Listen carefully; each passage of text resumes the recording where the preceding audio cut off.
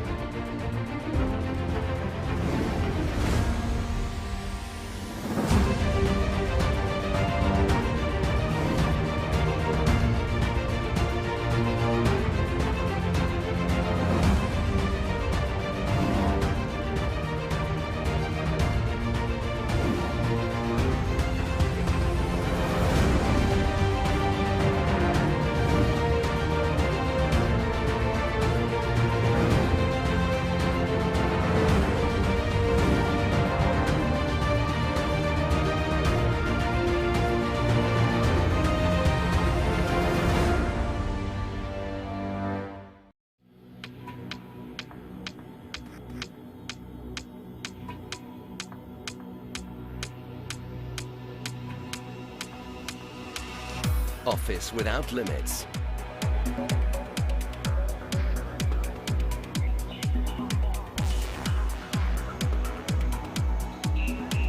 Slash your telco costs.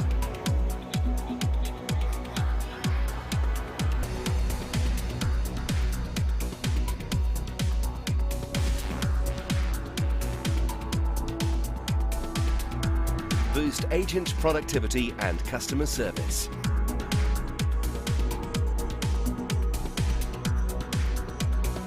Web conferencing for all.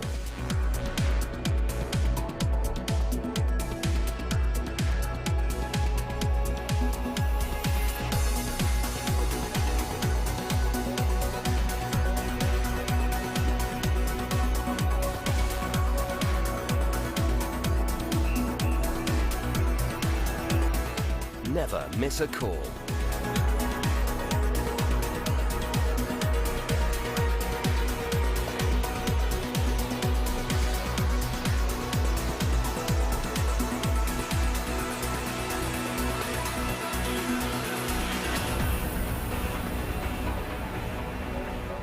.3CX, everywhere you go, on premise or in the cloud. 3cx.com.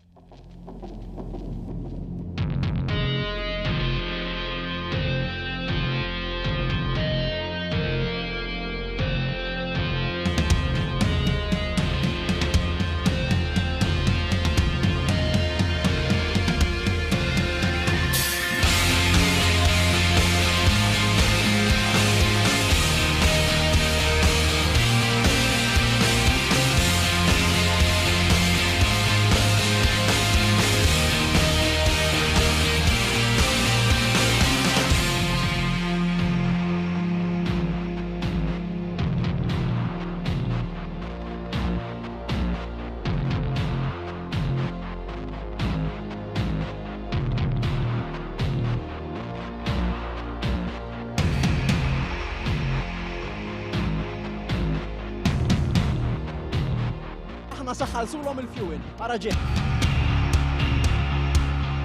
Wara ftit ġranet kellna rebbieħ ieħor fil-logħba tagħna kontra 30 sekonda bil-maqlub.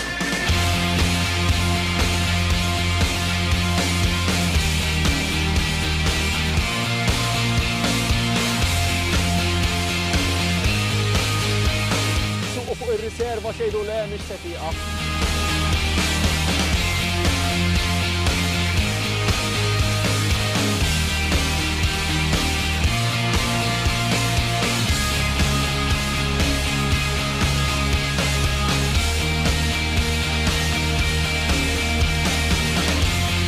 Il-ġimgħa d-dieħla nkunu fuq pompa tal-Enemed oħra, nagħtu xi ħaġa oħra.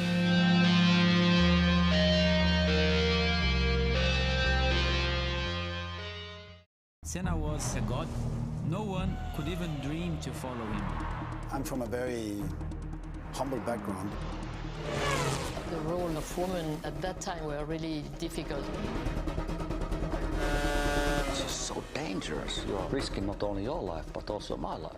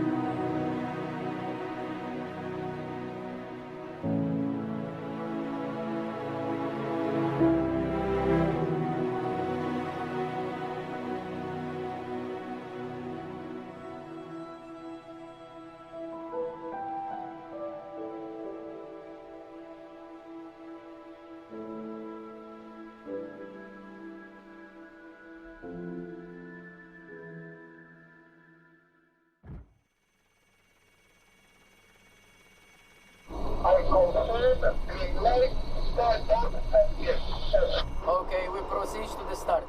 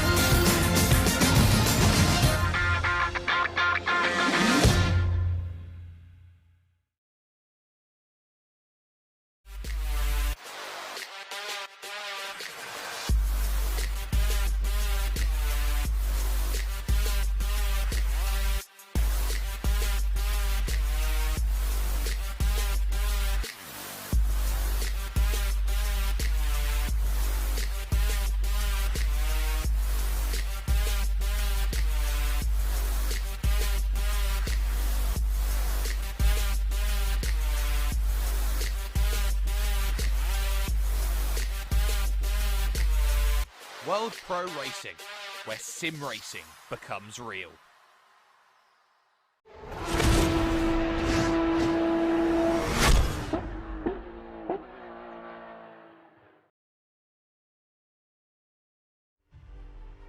Good morning, good afternoon, good evening, and wherever you're watching in the world, welcome back to the penultimate round of the Malta National GT3 Championship 2021, fueled by Enemed, where tonight we take you to one of the fictional tracks in the R Factor universe, Loch Drummond. Somewhere in Stirling, around Loch Drummond itself, this little track exists only in the hearts of those who race on R Factor religiously. My name is Kieran McGinley. Joining alongside is the ever fantastic Nico Hillebrand. Nico, long time no see. How have you been? Well, it's been great. I'm glad to be alongside with you again as well. And we've had a very interesting amount. Jesus Christ, I'm completely out of this today. Sorry, long day. We've had a lot of interesting races up until now, and last half-hour race. Next time around, of course, it'll be a 1-hour race, so I'm looking forward to it. Absolutely, and we'll get into that very, very shortly. But of course, we have to bring you some of these championship standings, these beautiful championship standings, and how everything looks going into these last two rounds. It's Bernard Vella at the top of the standings on 44 points, having taken 2 wins in the entire championship. Michael Mercheka in second place, 3 wins to his name, including the win last time out. Jason Muscat in third place on 40 points, 1 point behind Mercheka. Then in fourth place, it's Dean Vella on 34 points. Kirsten Abea is in fifth on 23. Sheldon Scott Muscat in 6th place on 22 points. Gianluigi Corrao in 7th place on 14 points. Andrea Rizzo in 8th with 11 points. And Colin Foster rounding off our 9 drivers on 5 points. And of course, the Malta National GT3 Championship, fueled by Enemed and also sponsored by Gaming Malta, presented by the Malta Motorsport Federation, sponsored also by 3CX and Vibe FM. It's a pleasure to be back with you here as we head towards Loch Drummond. And, well, Nico, looking at the track we're coming up to, it's the shorter version of Loch Drummond, offering 11 turns and a very interesting S section towards the end of the lap. Absolutely, only 1.93 kilometers long, only 11 corners, and we had a lot of these shorter circuits, especially last week. We went to the ever so fantastic former Champ Car venue, which also is now very famous with IndyCar and IMSA. Portland, of course, but with the twist that we left out the first chicane, so we had quite a lot of racing fun there as well. But it turned out to be a race of attrition, not making any mistakes. I think today we're going to have a lot more pure racing action, simply because we have more hard braking zones, more overtaking opportunities to get into. And I think that today will suit a couple of the drivers that maybe didn't do so well last week a little bit more this time.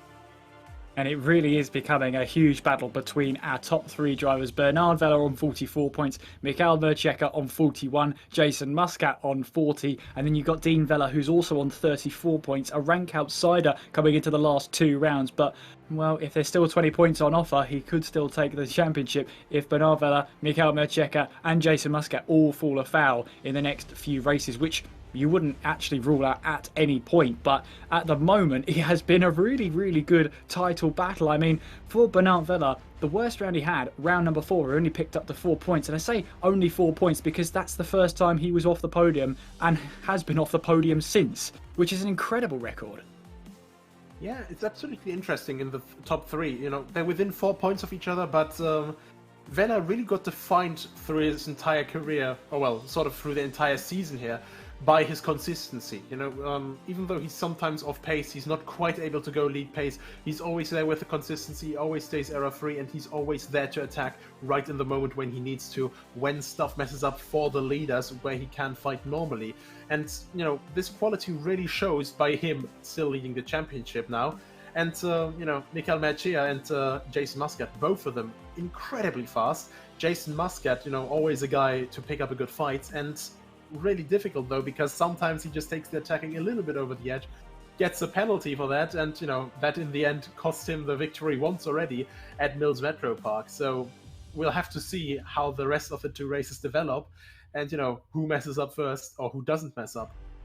I think it's a fact of the matter is that Jason Muscat also hasn't actually picked up a race win so far this season. He's had 3 times second place in this championship, but yet to find the win. Maybe Loch Drummond could be the place where he picks up that first win, but to only be 4 points off the championship leader in Bernard Vella, that's supreme consistency from Jason Muscat.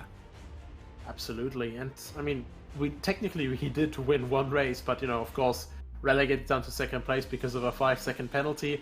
it's always very, very difficult to, get this completely over the line and, well, keep it completely clean, especially when you're having the same car, same setup, completely same conditions. I mean, this is the most equal conditions that we can get in sim racing. Everyone being at the same venue, same track conditions, of course, and, well, everyone having literally the same gear. So, yeah, it's quite something, and, of course, the pressure now going into the last quarter of the season is going to be enormous.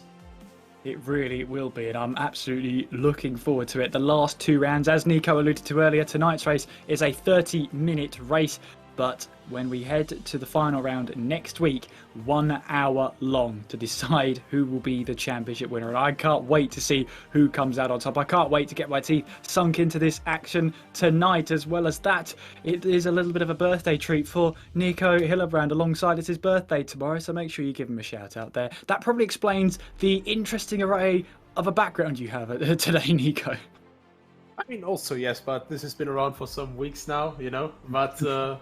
yeah, a bit of an early birthday present. Either way, I'm just looking forward to a fantastic way to celebrate my birthday early. And, what better than another round of the Malta National GT3 Championship.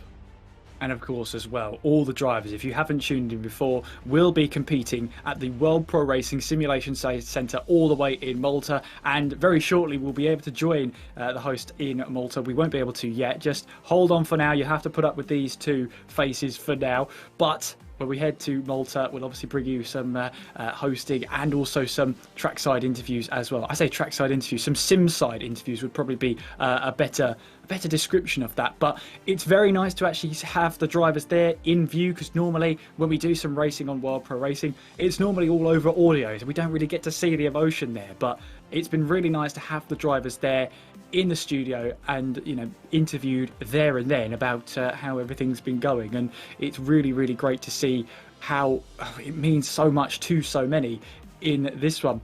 Well, I think we get a chance to see the simulators down at the World Pro Racing Centre because it looks absolutely fantastic, and I am so jealous of how that looks. The drivers are out there now for their official practice session, so they get half hour in the sims there to put some laps in, and for some of them, for the likes of Andrea Rizzo, for Colin Foster, this will be their first time around this track. Really in a competitive way, so they've got a lot to learn in half an hour, and as someone like Andrea Rizzo said, he possibly only gets that half an hour to actually learn the track and try and get the most performance out of it, which is half an hour, Nico. That's nothing. Yeah, absolutely. And yet, especially in the last couple of weeks at Botnia Ring, at Portland, we've seen Andrea Rizzo and also Colin Foster get closer and closer and closer to the front end. At the beginning of the season, they were a couple seconds off. Colin Foster this time within 2 seconds of the lead time. And, that's some insane improvement over the season already. Absolutely. So their half-hour practice is underway.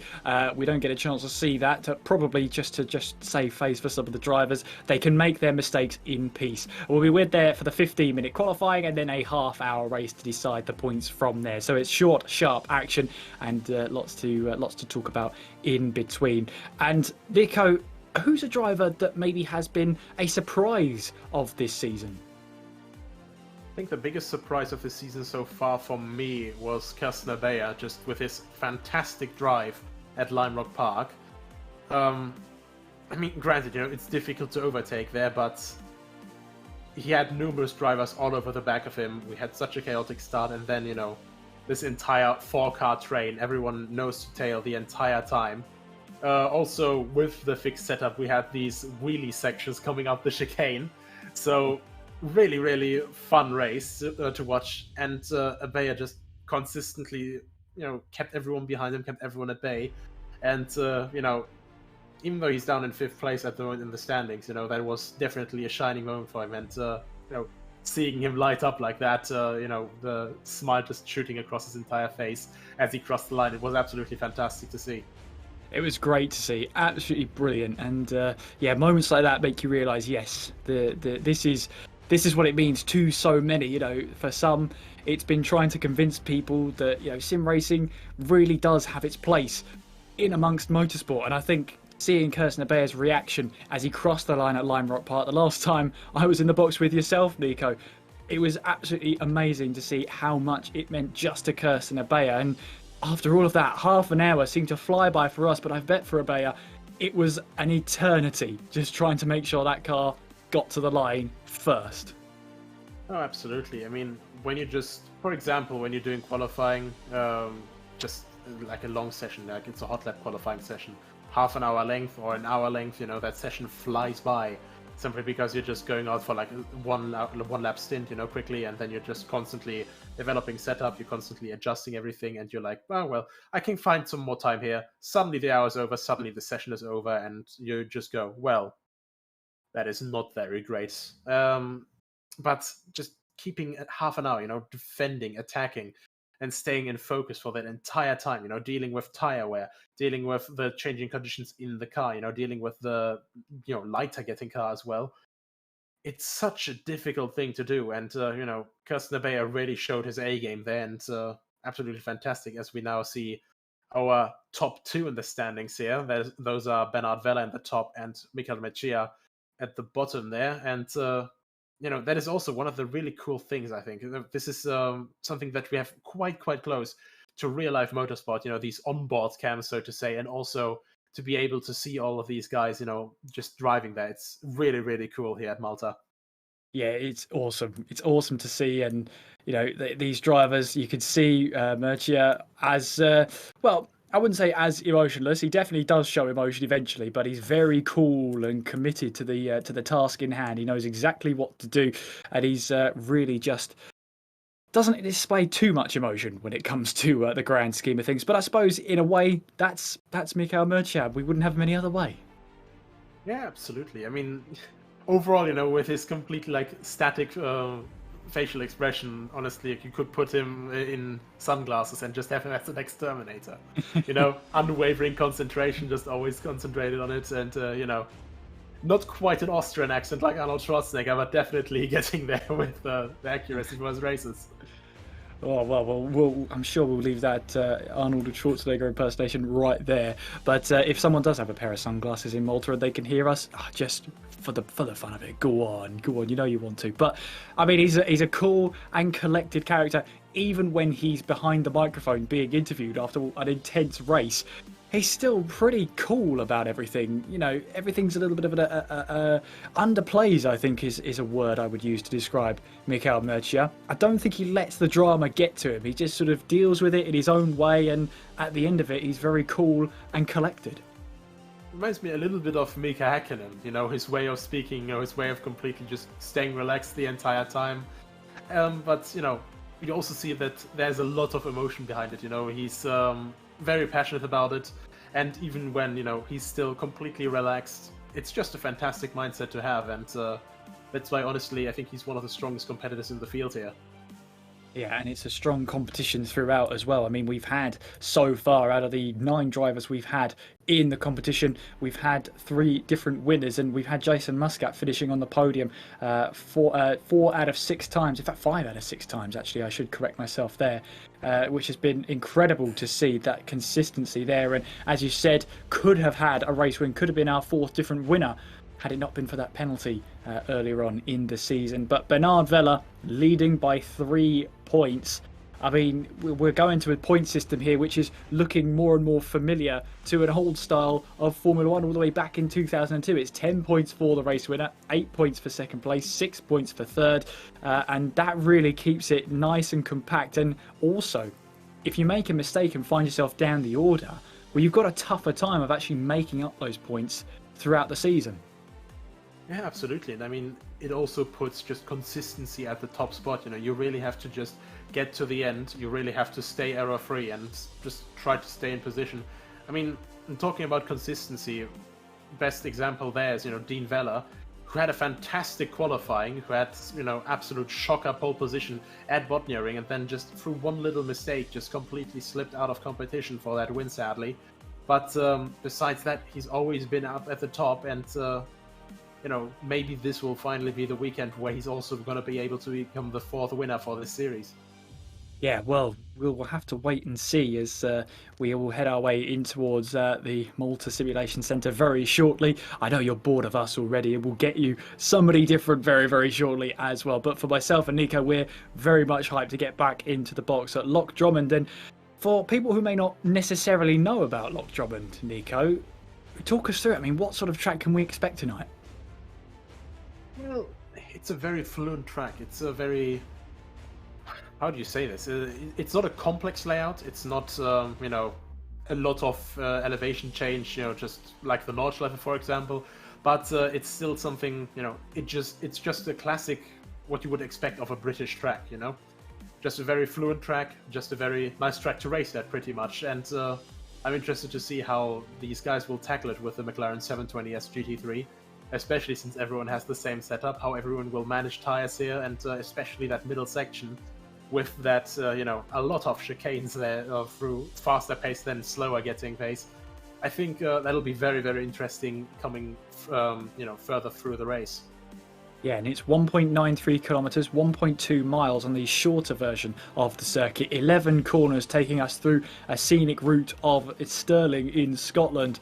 And, well, it's a track that can apparently hold 40 cars. It's a fictional track, of course, in the realm of R Factor 2. So we'll take that as it comes. But they know how to make a track. We've already been to one in Mills Metro Park, and that's a stunning track. And even then, in the lore of R Factor 2, that's gone through some renovations where they changed where the pit straight was and where the pit lane actually came to be. They've made the adjustment there as if it was real life, and now they're doing the same to Loch Drummond. It's a new one to R Factor 2. Absolutely, and quite honestly, 40 cars, I'd take it with a pinch of salt, because less than 2 kilometers, 40 cars, then you have about, what is it, 50 meters then for yourself, which is, you know, quite honestly quite crazy, because as someone who's raced with 46 cars at Zandvoort before in the SRO Esports Championship, there's not a lot of space there, so there would be even more crowded here. But yeah, I'd still love to see it. Trying to get 40 cars to do qualifying around the short version of Loch Drummond. I'd love to see it. Love to see how crowded that would actually get. But yeah, as you say, there is a longer version of the track as well. That's probably what the 40 cars are meant for, not the short circuit. But yeah, I'm looking forward to getting stuck into this one. The 11 turns take us through that flowing circuit, as you say, through the scenic route in Stirling in Scotland, and we will see what happens there. I think we can now head you over to Malta in the Malta Pro Racing Simulation Centre, where we can join Davinia. Davinia, how are you in Malta?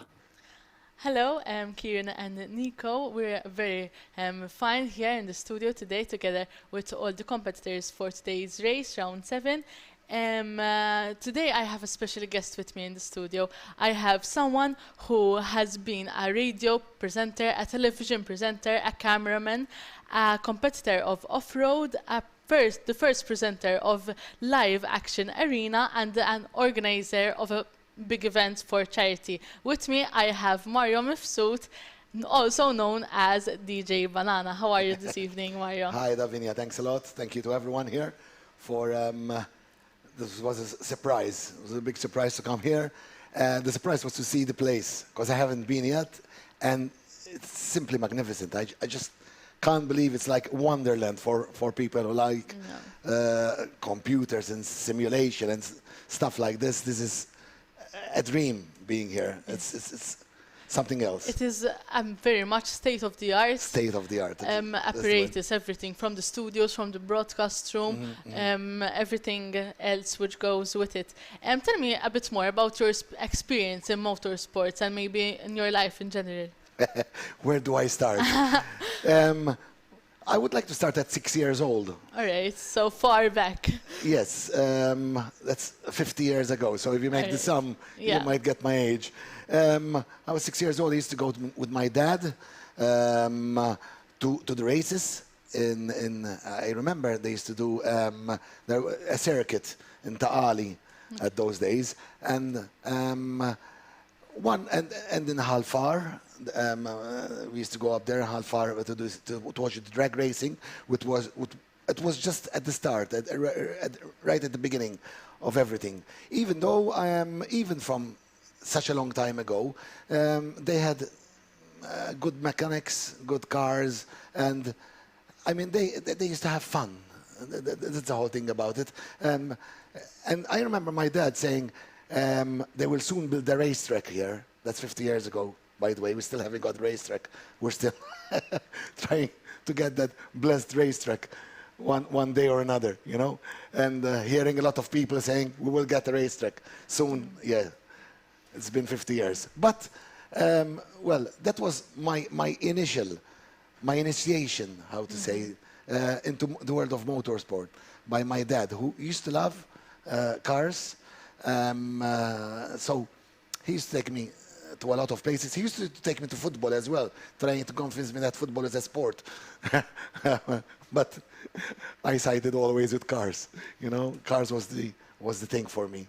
So your passion for cars and motorsports began from a young age at 6 years old, and your father has inspired you to continue presenting from radio and television all these programs.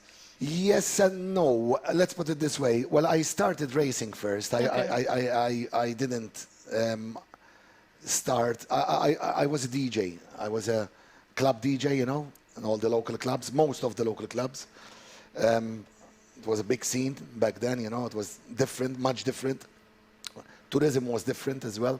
We used to have a lot of people from the UK, especially, and my type of DJing sort of grew up with people from the UK. So that's how I. But motorsport was always my passion still, and when I had the chance, I bought my first Range Rover. You know, my first car. My first car was a Cortina Mark III, but let's forget that. That's the money I had. All the money I had, I put in a Cortina Mark III. But that wasn't really my kind of car, because soon you know, you identify yourself with a car sometimes, with the type of vehicle. And soon enough, I identified myself with off-road. Let's put it this way. My first off-road vehicle was a motorbike, of course. It was a Yamaha back then, 175. A lot of people had them, the black tank 175s. And I started my off-roading on 2 wheels. So I went to a lot of places back then, you know, where we practiced off-road for motorcycles. Like I remember in Rabat, it's not there anymore, and Salmoon, not there anymore either. You know, we had tracks and different places. But then falling off the bike and hurting myself and this and that, I decided to go into four-wheel off-road. So I bought my first Range Rover. And that's how my journey into the off-road racing started, with all-wheel drive club. And I started building my own off-road vehicles. Back then it was quite different. Nowadays it would cost you a lot of money, and you'd need a much better car for today's racing, even in off-road. But back then, you know, we used to modify a little on what we had, and we did what doesn't happen anymore now, the Camel off-road every year, you know, the Camel event, which we used to run, was simply fantastic. That's my racing. At the same time, I think it's about 25 years ago, you know, I started as well my program on a local TV station, and which is still happened till recently, you know, my program Motordrome, and that gave a big boost to a lot of people in motorsport, because you know, everybody looks for a sponsor and this and that, and when a sponsor sees his sponsorship on a car, on TV, that would help them keep their sponsor and get more sponsors, you know what I mean? So how did you, from the first person to get motorsports shown in the media to end up to a television program? How did you go from that channel, sort of? There were other people showing motorsport, but maybe not as lengthy as I did. You know, maybe they did just a few shots, or. But I used to do an hour and ended up doing a 2-hour program. You know, for all this time, never stopped for 24 years, around 24 years. And never stopped. Every single week, you know, I presented the program. I still practiced motorsport. I still raced, you know, for quite a while, up till about, let's say, about 10 years ago. That's when my problem started with my back, and I had kids. When you start a family, you start thinking twice with the kind of racing you do. Off-road is in its way dangerous. All motorsport is dangerous. Because there are some risks as well in becoming a professional in this kind of sports. There is risks in everything. You can be walking down the street and slip on a banana and break your neck.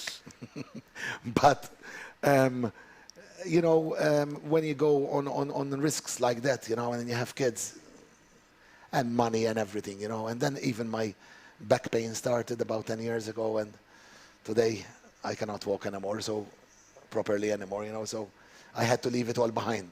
I had just done a vehicle, a proper off-road vehicle, with a Chevy in it, with a Chevy 350, with around 500 horsepower, and it's still there in the garage, you know, and just this week I was thinking of selling it, and my heart will go out with that, you know.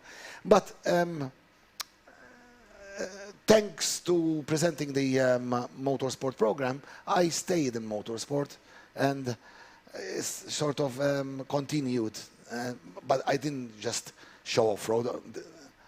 I showcased everything, you know. I mean, on a program like Motodrome, I had even cards, drag racing, off-road in Taali, which is a different kind of off-road, contact sport where you have 4 or 5 cars and not 4-wheel drive. Everything, even sim racing.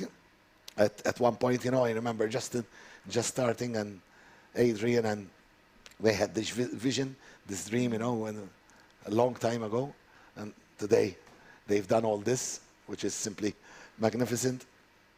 Hill climbing. Malta is so rich in motorsport. There's just about everything.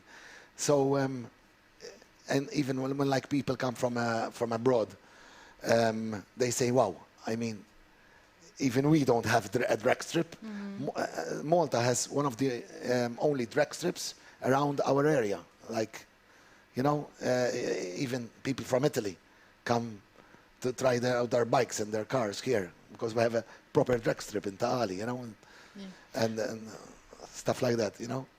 I followed some of your videos on YouTube before you came. I was talking a bit your history and what you have done throughout the years. Something that really hit to me was the fact that you organized big events for charities. What was all your intention behind that, and where did you get that sort of drive and passion to do that? Well, thanks for asking about that. We spent 15. COVID has put us down now for the last 2 years, and we don't know where the event is going until we get the go-ahead for a big do. I cannot do it, you know. I need a lot of people there to make some money, a substantial amount of money. We did, sometimes we did 10,000, sometimes we did 22,000 euro, you know. And this all every year went down to different charities. That's why it was called MDRA for charity. MDRA is the place, Malta Drag Racing Association, which hosts us. And for charity means that we do it for different charities. The last few years, I have a son with on the spectrum, autism spectrum disorder. So I was helping a lot his school, the Malta Autism Center. But we have helped a lot of charities on the way for these last 15 years. But like I said, COVID put us down now. For the last 2 years, it hasn't happened. And it's like, a knife going into my heart, you know, when something like that happens. It hurts. Motorsport is a community. Motorsport is a family. We care about each other, even when we're racing out there. Different to other sports where we try to put our opponent down. Motorsport, we try to keep our opponent going. So if I win, I would say I won with my strength. How would one put it? Out of my own doing, not because my opponent stopped. It's like an off-road, you know. I remember so many times we stopped and they stopped to help me. I stopped to help them. You know, even a wheel come loose, I would give him my wheel, my bolts, you know, my nuts. If I had, you know, if I had spares, sometimes I would give it to someone, not thinking that I might need it myself later. That's motorsport. So that's why I came up with the charity thing. People in motorsport like to help a lot, so we do these charity events, the MDRA for charity in Halfar, and people come out of nowhere with all their vehicles. First of all, they like to show off their vehicles, which is. I think it's very nice that you put something that you love, your kids and your son, and put it into motor racing. Thank you very much for this interview. If we had the time, we could have spent many more hours talking and discussing your career. Thanks Back to Nico and Kieran. Thank you, Davidia, and great conversation there, and that camaraderie, as DJ Banana put it, about, you know, everyone helping each other, and that's the real part of motorsport that sometimes gets overlooked, and I completely agree with that, Nico. Yeah, absolutely. I mean, best example I think to that was the qualifying session for the Grand Prix of Belgium last weekend, you know. Very hard crash from Lando Norris, you know, and first one to arrive at the scene, Sebastian Vettel, you know, instantly pulled over, only left the scene again when he actually got a thumbs up from Lando Norris. So, and, you know, quite honestly, that's what it's all about, you know. We're all there to push it to the limit. We're all there, you know, even in simulator, you know, because in the end, when you have a direct drive, you can still break your wrist if you don't let go of the wheel fast enough. So, you know, everyone's there to push it to the limit, but we're all there to, you know, fight fairly to the utmost of our ability and of the car's ability. And, you know, in the end, we all come together, have a laugh together, have a beer together, and that's just the beauty of motorsport, in my opinion. And one of the great rivalries in Formula One of all time, Niki Lauda and James Hunt at the end of the 1976 season, both drivers wanted to be like each other in that strange way. James Hunt wanted to be more of a driver like Niki Lauda, but Niki Lauda wanted to have fun with how he drove, like James Hunt. Both wanted to be similar to each other, and that's how their respect of each other actually formed, because they both wanted to be each other, which was a very, very strange way, but rivals on the track and very good friends and very close off it as well. Yeah, absolutely. But, you know, there's all these different kinds of relationships that you see forming, like, you know, pupil and mentor relationship as well. What we saw first, for example, with Michael Schumacher and Sebastian Vettel, now actually goes down in the family. You know, Michael Schumacher, obviously, sadly, not able to teach his own son, but Sebastian Vettel basically taking up that mantle. You see those two, you know, spending all that time together, and it gives that sort of uncle-nephew vibe. So, you know, as Mario said, you know, we're all a big community, we're all a big family, and, you know, in some meanings, almost literal. So, it's always very nice to see that. It was a great football match they had at Belgium, though. I don't know if you saw it, Nico. But, yeah, absolutely. But it looked pretty intense, that one. But you're absolutely right. It's that sense of camaraderie. And for Sebastian Vettel, he had that in Michael Schumacher when he was starting out his career as well. So it's all come full circle again. So yeah, it's really nice to see that side of motorsport, and especially when you're going to club motorsport as well, you see that level of teamwork. Your rivals on the track, but you also want to be beating them on the track rather than letting them fall to retirement or to a crash in, say, a practice or a qualifying session. You want them there, but you also want to beat them. So you do everything you can to let them get to the track and then try and do your talking on it. And it's just this really bizarre mixture of this friendship on the track, but rivalry on it. It's great. Yeah, absolutely. I mean, you know, when you're on the track together, when you're quite literally fighting wheel to wheel, nose to tail, there's always this drive, you know, to keep going faster, keep pushing each other to the limit more and more. And I mean, in the end, like the best victory that you can get is like an outright victory after half an hour, like here, of battling, and neither of the guys crashes, basically coming down to a photo finish, and that's then the best part, when you after the race can just come together, shake hands, and go, well, that was awesome. Do it again next week, same time. Yeah, that's an amazing feeling as well, and the fact that it has got such a following behind it now, has Motorsport, is great, and the same is happening to sim racing, especially over the last year and a half for obvious reasons. It's really great, gained traction there into a similar way, and whilst some drivers maybe on the other side of the country, there's always someone willing to help you with if your PC runs into a problem, for example. There's always going to be someone to try and help you out and say, right, here's the parts you need, and maybe try this. That, being part of that rivalry, it's the same in sim racing as well. You want to help your rivals because you actually want to race them. You don't want them to succumb to these mechanical, or in this case, a failure with the PC itself. You want them on the track to beat them on the track. Yeah, I mean, as I said, on-track duels, it's always the thing, even with strategy and all that stuff, you just get sort of obsessed in the moment, and, you keep fighting, not just against, your opponent, but also against your car to keep making it go faster. You keep trying to improve in every single way possible, and, just keep getting an edge, and, it's really something that's helps us bring out the best in all of us, just from our own ability, and even further the ability. So that's the wonderful thing about competition, especially in motorsports.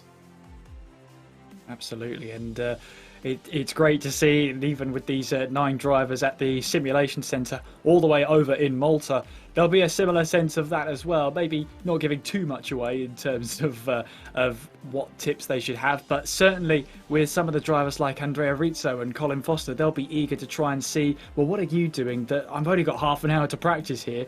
What are some of the tips, or what can you help me with in terms of learning this circuit? And as you say, with Andrea Rizzo especially, he's come on leaps and bounds from the first race of the season. So too is Colin Foster, picking up 3 points in the last 2 races for himself. So it's clear to see that progress is being made, and no doubt that's that competitive rivalry, but also definitely there'll be at least one driver there giving them a hand and saying, look, if you do this, this is actually going to get you 2-3 tenths of a second.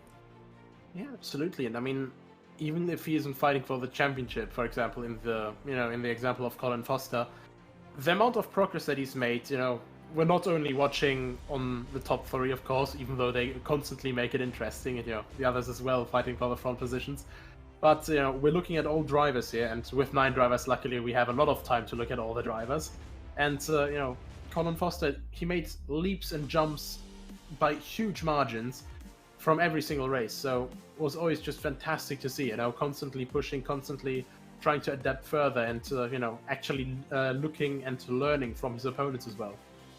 Absolutely, and hopefully we'll get you the last couple of minutes of practice as well, just to give you an idea of what the drivers are doing and how they're getting on. So we'll see about that right about now. Let's head to practice right now to Loch Drummond and see who is on top. Well, at the moment that's the lovely green car of Jason Muscat, I believe, and we are literally into the last couple of minutes in this practice session and getting ready for the qualifying session. And it is the number 9 of Dean Vella at the top of the standings, and we said it was a short circuit, Nico. 53.1 seconds is the time at the top, and all 7 drivers who set a lap time covered by 1 second. Yeah, I think this is probably the fastest circuit we have had so far then. I think we probably still need 2 more drivers then. I think we're missing Kirsten Abeya and Colin Foster right now. So, quite honestly, I think we're going to stay at around, all of the drivers within a second. So, not quite a bad spread of field there.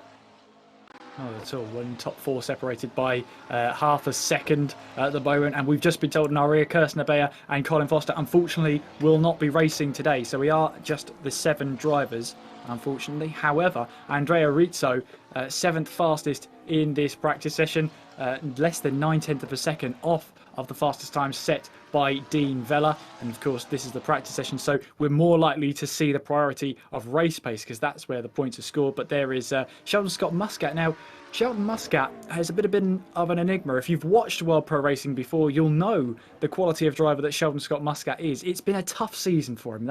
That's fair to say, isn't it? Absolutely. 2 DNFs in a row, one from a very unfortunate, set of events. Couple of mistakes made by himself, and then another one where he had forgot to adjust the fuel from, I think, the qualifying load to the race load. Really, really unfortunate, but sometimes that's just how it goes. He had some very, very good performances there to make up for that, though.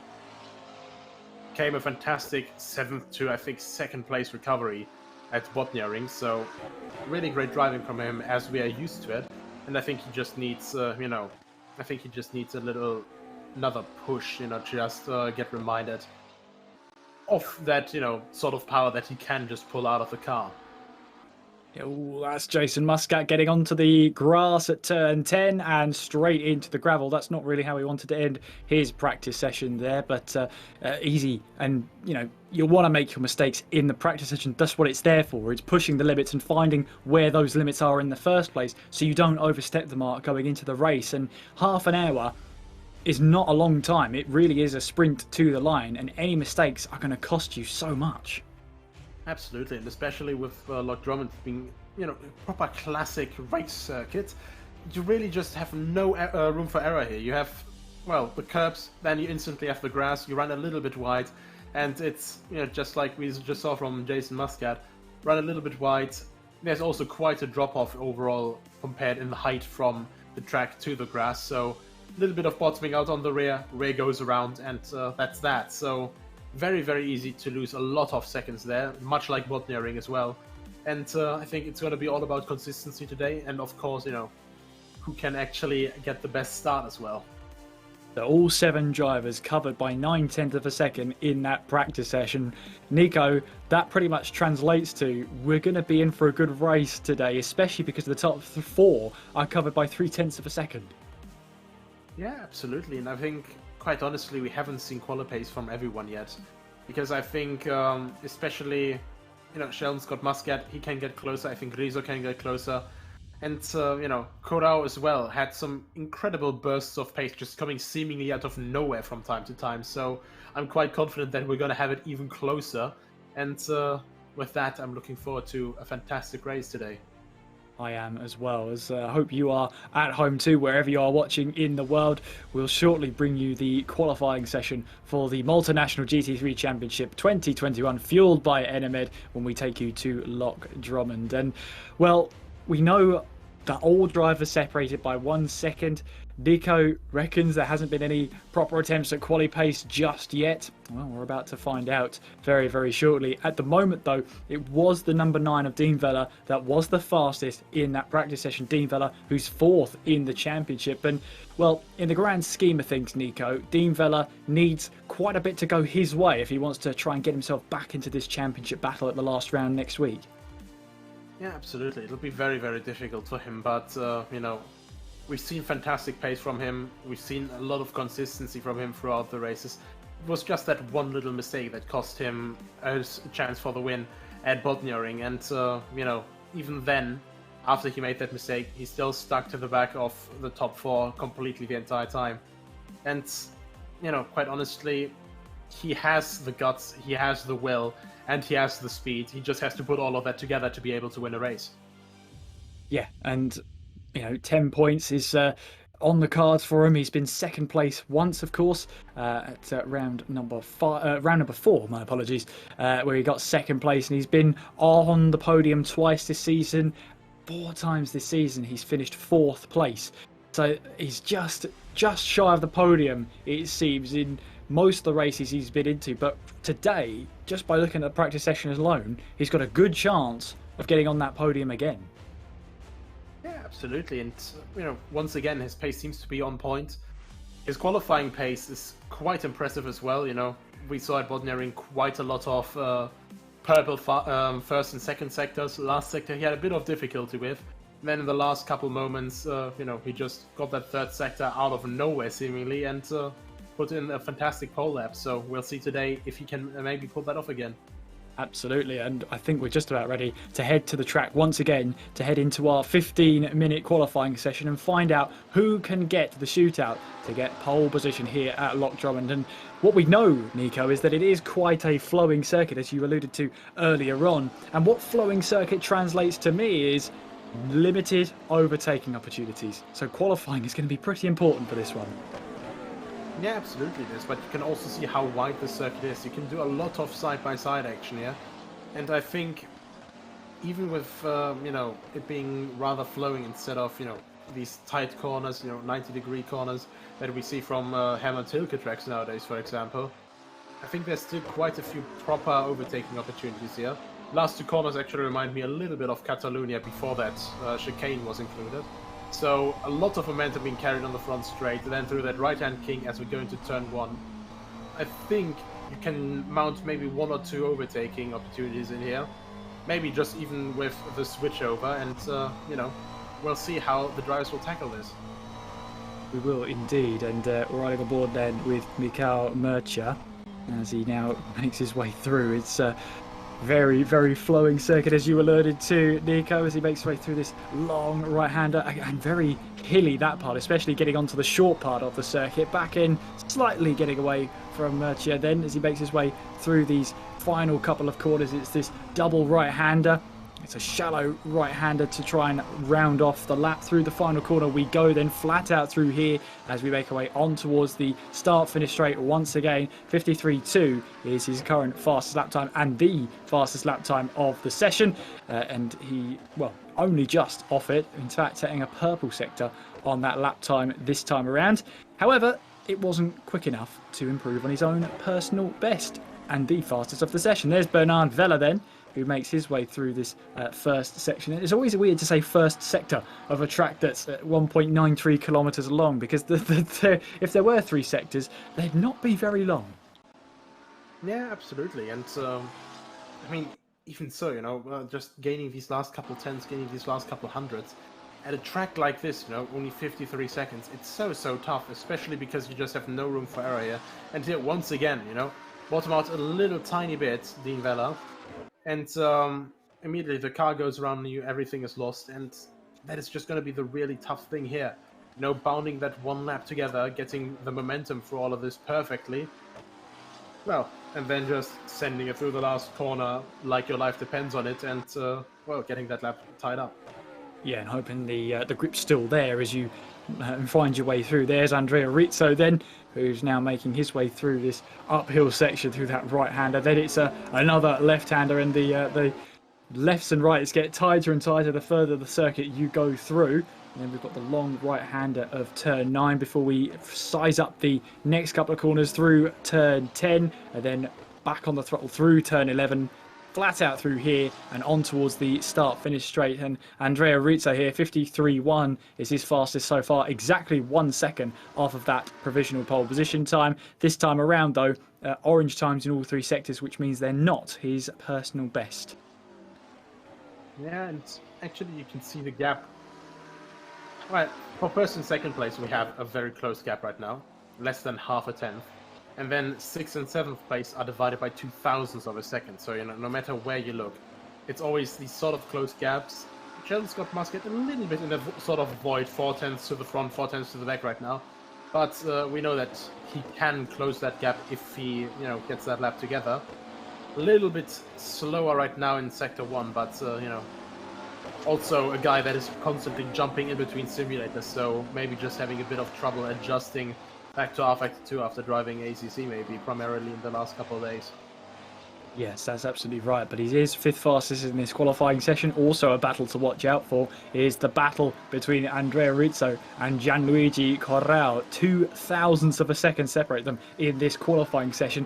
3 points separate them in the championship for 7th and 8th place in the favour of this man here, Gianluigi Corral, who's currently in that number 2 car and looking to try and find that extra little bit of lap time to get himself ahead of Andrea Rizzo in this qualifying session. Of course, points aren't scored for the qualifying session, but it's nice to get yourself up the order as far as you possibly can onto that curb and using as much as possible as we now make our way through the halfway point in this lap then.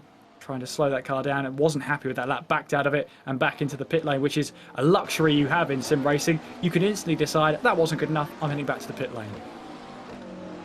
Yeah, certainly saves you quite a bit of time, and also potential danger to, you know, maybe bin it on the in-lap.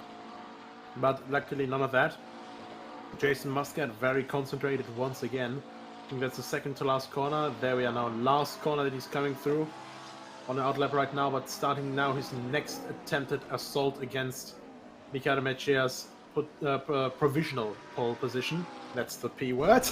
And, you know, you can just see how really difficult it is. Like, you have to get the car perfectly turned in, then try to just take a little bit more on the outside. Just, it's really that rhythm between carrying all of the momentum that you can gather, but also like keeping the corner actually tight, because obviously if you run too wide, you're giving away track length, and you know, you obviously want the shortest way possible. Absolutely, now making our way, I believe this is turn 8, back end slides on Jason Muscat as we make our way now through turn 9, and it's a very short lap here, up towards turn 10 we go. Bit of kick of gravel up ahead as we now make our way flat out now through turn 11, kiss of the curb on the left, kiss of the curb on the right. Not in that order as we head our way up towards the start finish line. Is this an improvement for Jason Muscat? No, it's not. He lost a lot of time in that quote unquote middle sector. I'm not sure which sector is which at the moment, but there was a definite slide through turn 8 and that might have compounded the issue. Yeah, it's just really difficult, especially just coming out of that right-hander, you know, getting over a crest, well, getting basically up onto a crest and then having to brake for that very slow left-hander hairpin. The rhythm of that track changes the entire time. Michele Meccea actually like attacking quite aggressively here now on the sausage curb. So we can see so many different lines here as well, and people trying to tackle it in so many different ways. Qualifying, of course, it's interesting to see who's going to be the fastest one-lap pace. But the difficulty will be, I think, to actually get the car throughout the entire race duration, because with a track like this, it's so difficult to get the car together in one piece just back over the finish line. Definitely. Here comes Dean Vella across the line then, and very close to improving, but lost a bit of time in that middle sector, and that means that lap time still isn't enough to improve his previous lap time. Did go purple through the first sector. Now here comes Sheldon Scott Muscat, who's gone green in the second sector, orange in the first, as he comes across the line then, and does improve now. Does improve his lap time, doesn't improve his position, but it moves him closer and closer to that second row of the grid. More importantly, the number 9 of Dean Vella, followed by the number 4 of Bernard Vella. Here comes Andrea Rizzo, who's found a good bit of time through the middle sector. What about coming up towards the start-finish line? And it's an improvement here for Andrea Rizzo. Moves himself now within 8.5 tenths of a second of provisional pole position. Nice lap there from Rizzo. Absolutely, 1.5 tenths up, and you know, you just love to see how people just constantly try different things, even in this short time frame. Luckily for them, the outlap here is as short as a normal timed lap, so they have plenty of attempts if they make a mistake. But, you know, I think especially learning a track with such a flowing nature and going over crests, going up and down smaller hills, you know, it's so difficult to learn this and to actually get all of the pace out of this. Well, this is Bernard Vella, who's gone green through the second sector and only a thousandth off through the first. Here he comes then towards the line. Will he improve on 4th place as he crosses the line? He does improve on his lap time and now goes 3rd fastest. Now about that. 1st to 4th, 900ths of a second with 2 minutes and 44 seconds to go. How close can you get? Also, once again, you know, our top 4 in the championship, our top 4 in qualifying right now. So, you know, the pressure really is on. these guys are all waiting for each other to make a slip up and, you know, then to profit the most of it. But one thing that I would say, someone who's always been strong on the standing starts is Sheldon Scott Muscat. So if he maybe nails the start here, he could profit from that as well. And obviously with a track that's hard to pass on, it could actually change up things quite a bit. But obviously we still have a couple minutes to go. We still look at Dean Vella here, you know, who's very, very concentrated, looking towards the next apex. And very, very nice actually. You can see where he's looking just from his eyes. Really wonderful to see with that wonderful face cam. So once again, you know, praise out to World Pro Racing with their simulator studio on Malta. Now trying to come around again. Now the last two corners coming here, and just before that last corner is actually the Sector 3 marker. So Sector 3, only these last two corners and the way back to the start-finish line. Actually improved a tiny little bit, I think, in the middle sector, but not quite enough just yet. 53.369, not enough for an improvement, but still, if he wants to, has two more chances to try and get some laps in. There's Gianluigi Corral, 7th place at the moment, and our 7 drivers all covered by the space of 1 second. So it is immensely close across the entire field at the moment into this one. So I'm really looking forward to seeing how this will all pan out in the race. For now though, we still have to decide the grid. We've got less than 60 seconds to go to do such a thing. Corral then coming through the final couple of corners to start his flying lap. Doesn't want to get too close to the grass there, going through on his outlap, but he makes his way onto the start finish line now to start a new flying lap, and he's 0.959 seconds off a provisional pole position. But at the moment his main target will be to try and out qualify Andrea Rizzo, who's now come back into the pits and will stay 8.877 seconds off of provisional pole. So Corral knows what he needs to do now to try and out-qualify Andrea Rizzo and try and keep the fight alive for the battle for 7th place between the two of them in the championship, as he now rounds his way through this last couple of corners now. It really is the last couple of corners through turn 7, now through this left-hander at turn 8. Back onto the power we will go, much tidier on the back end there through this long right-hander at turn 9. Careful not to understeer off the track as we head our way now in towards the turn 10. Down a gear or two if you need to. Then it's flat out through turn 11 as we head our way towards the checkered flag now. Corral, has he done enough to improve? Well, he's gone green through sector 2. Has he done enough to out-qualify Andrea Rizzo? Yes, he has. Up to 6th fastest within 0.8 of a second of our provisional pole position time. And Murcia then in the number 11 with no one else able to set a lap time. It is going to be Michael Murcia, 53.1, which is good enough for pole position. The top 4 separated by less than 1/10 of a second. Nico, bring on the race. I'm actually getting more and more nervous now. I mean, I expected it to be close, but I didn't expect it to be this close. And, you know, I was going to say, like, I was going to pipe in, you know, Rizzo having forfeited his last lap. Now Corral has to hit everything on the mark. Then he went, you know, yellow in sector 1, and I thought, well, you know, maybe not quite able to, but sector 2, sector 3, perfectly hit his marks, improved by another 0.2, and that was the deciding factor.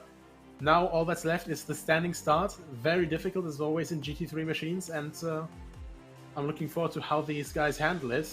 Obviously we have Sheldon Scott Muscat, very strong at standing starts here, jumping a huge amount to the front in Lime Rock Park, and of course Ricardo Mejia and Bernard Vella also always strong. Jason Muscat never backing off from a fight, and I think we'll have a very interesting race start here. We will indeed, always an interesting start, and I believe we can go and head back to Malta in the World Pro Racing Simulation Centre with Simon. Simon, good evening, all the way over in Malta. Good evening, Kieran. Thank you for the introduction. I am joined today by Edwin, and you've already met Mario. Hello, guys. What do you think of qualifying? Very, very close session. It is very close. Hi to everyone, first of all, because I didn't even say hi to you guys. Hello, Nicolas, Kieran. You saw me only for the first time, Nicolas. I met him. It's the second time. It is very close, Simon. It is really close. When you consider it's a short track, a 53-second lap, or sort of, 53.1 something, and the others are 800ths of a second, 900ths of a second behind you. That's a really short gap. That's a really it's tiny margins, just only maybe the front splitter of a bumper between those cars. And it's tight between Mercia, Muscat and Bernard Vella. It's tight on the championship standings. Qualifying was crucial, and the race now is going to be crucial as well. Especially, as I always say, that first corner will be very crucial. The start, who gets the lowest wheel spin and the first to brake correctly in that first corner, to me has a big chance to win the race. Obviously, I cannot say anything, but it is a short racetrack, a short lap, so we have to get the braking points correctly. However, something we've seen time and time again in this series, these drivers are so closely placed and they race so well together. We sometimes see these small mistakes, people going into half spins or just like running wide a bit. So it's really hard to tell. Like, the first corner is obviously important, and it's the person who runs out of that corner in the first is going to have the best opportunity for the rest of the race, but not necessarily. And you mentioned it's a short track, sure, but the flip side of that is it's a half-hour race. We're going to be going around the track many, many times. There's going to be a lot of laps. So we're going to be approaching these overtaking zones more often. The drivers are going to have more opportunities to overtake. It'll be really interesting to see. Obviously, Michael Mercia is on pole. One of the most consistently fast drivers we have, alongside Bernard Vella and Jason Muscat. They're all incredible drivers. I agree. And also, a 34 lap or around that, probably. We're estimating a 35 lap race. These drivers are some of the best simulator drivers we have in Malta. So I cannot imagine the mental strength that they have while running a car under behind another one. Seeing all this, from my point of view, obviously, as a driver for quite a long time, it's so realistic. I mean, I came here for an interview, but I got stuck here. I just couldn't leave. I mean, I was watching all this racing, and it's like you're there. I mean, everyone knows that simulators today, even jet fighters and helicopter, and airplanes, you start on a simulator. But watching all this, this is why they do, because it's so realistic. But I have a question, maybe you can answer me. Maybe some people watching for the first time, like I am. My favorite car is a McLaren, an F1. Why are the cars all McLaren here? Maybe you can tell me. Simon can answer that more than maybe Simon, you can. Yes. So the idea behind the championship is to create an even playing field for everyone involved. All right. So the cars are all identical. They have a stock setup, so they can't. They can't tamper with the setup. Exactly. And also helps drivers who don't have simulators at home. They can't. The drivers that do can't run the same track on this with the same car and tune the setup perfectly. They come here, stock setup, same equipment, same track, same car, same everything. All right. All that's left is to the driver's skill and practice. So nobody gets a head start on anyone. So nobody gets more power on the car or something like that. Now, obviously, there are some factors that affect this. We have 3 drivers normally, I think 2 today, that do not have simulators at home. So they're running with maybe a slight disadvantage. But the flip side of that is when they have these incredible performances. Last week, Rizzo finished an incredible P5 or 6. I think it was 6 in the end. My mistake. It's these really celebratory moments. So are these people putting up their setups at home as well? They put up a simulator at home. Many of them have their own sim rigs at home. Yes. Training, of course. Of course. Obviously, they race in other series with other races and things like that. So it's not just limited to what we do here and when they come inside. They race in other things. We here at Whopper Racing, we run a HyperX Open Series every so often. I think it's once a month. So that is racing with people from all around the world. All right. And so they do not compete here. They compete from their own homes via internet. And Edwin, you seem quite technical on this. The drivers here. What would you say? Who's your favorite? Let's put it this way. If I put my money, can we talk on a favorite, or is it Ben? Unbiased. Always unbiased. If I had to put my money on a driver, it could be one of either Muscat or Mercia, because they were driving beautifully during qualifying. It was relentless. And but as you said, Simon, as well, as Simon said, it's a 34 lap race. Anything could happen, like we saw 2 races ago. Anything, definitely. If you put a wheel on the grass, that's it. It's over. That's it. If you spin, a car. And obviously, the guys, not even the guy behind you, even the third person behind you could also benefit. The thing is, from my point of view on racing, is to make it to the end. First, you have to finish. And as well, and the last few laps, then it's the time to put your foot down, because you got experience, from a lot of laps, and you got your cart at the end. Because, like you say, you spin once, you're off. So this track it has some fast corners as well. It does. Tire degradation it will be crucial. Okay. Qualifying laps are one thing, race laps are another thing. Yes. With no tire change, those tires you came out of the pits will be the same that you end up. You have to keep them till the end. The whole you have to protect with them. the same set of tires. So tire degradation will be crucial. Also, fuel economy will be crucial. So on simulation, you run your tires out as well. It's so realistic. Exactly. So realistic. You have also and fuel as well. And fuel as well. You have to calculate how much fuel you put in the car so that it wouldn't be light. Okay. Obviously, and you're not just like the real thing, huh? It is meant to be as realistic as possible. As realistic as possible. That's why it's called the simulator. And simulator racing in Malta is it's a huge business right now as well. One of the reasons Warper Racing here provides educational courses for mostly young children or people learning to drive, because a good way to get a feel for a steering wheel, pedals, and a general feel of driving a car, without being the danger of being on an open road. Which is much better than just going out on the. Yes, it is one of their main tasks here, and it's a really inspirational one to think it's improving road safety by giving, again, mostly children the opportunity to get a feel for a car without any danger in a perfectly simulated environment. I would say it's good as well for people learning how to drive a car. Yes, that's it. Before you get them out on the road. Exactly. Just throw them out, to the alligators. Of course. On our roads especially. But today we're not talking about driving a car, although always a fun time. Today it's about racing. All right. Obviously you're a driver, you've taken part in racing events. From what you've seen, this is your first time here, first time seeing the drivers. Who would you peg as maybe a potential front-runner in today's race? Well, it's quite hard for me, It's, of course. The thing is, I'm not. I need more time watching them. Fair. I need more time watching them, and more time like. What I've seen, is like I think Muscat. He's a very consistent driver.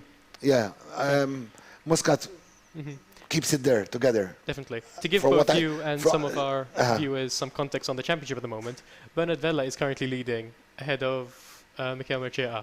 So those two are the drivers who are really consistent. Jason Muscat as well, Dean Vella, all incredibly talented drivers, and it's going to be really interesting to see how they stack up in today's race. Yeah. But without further ado, we're going to go back to Kieran and Nico to talk about the race start.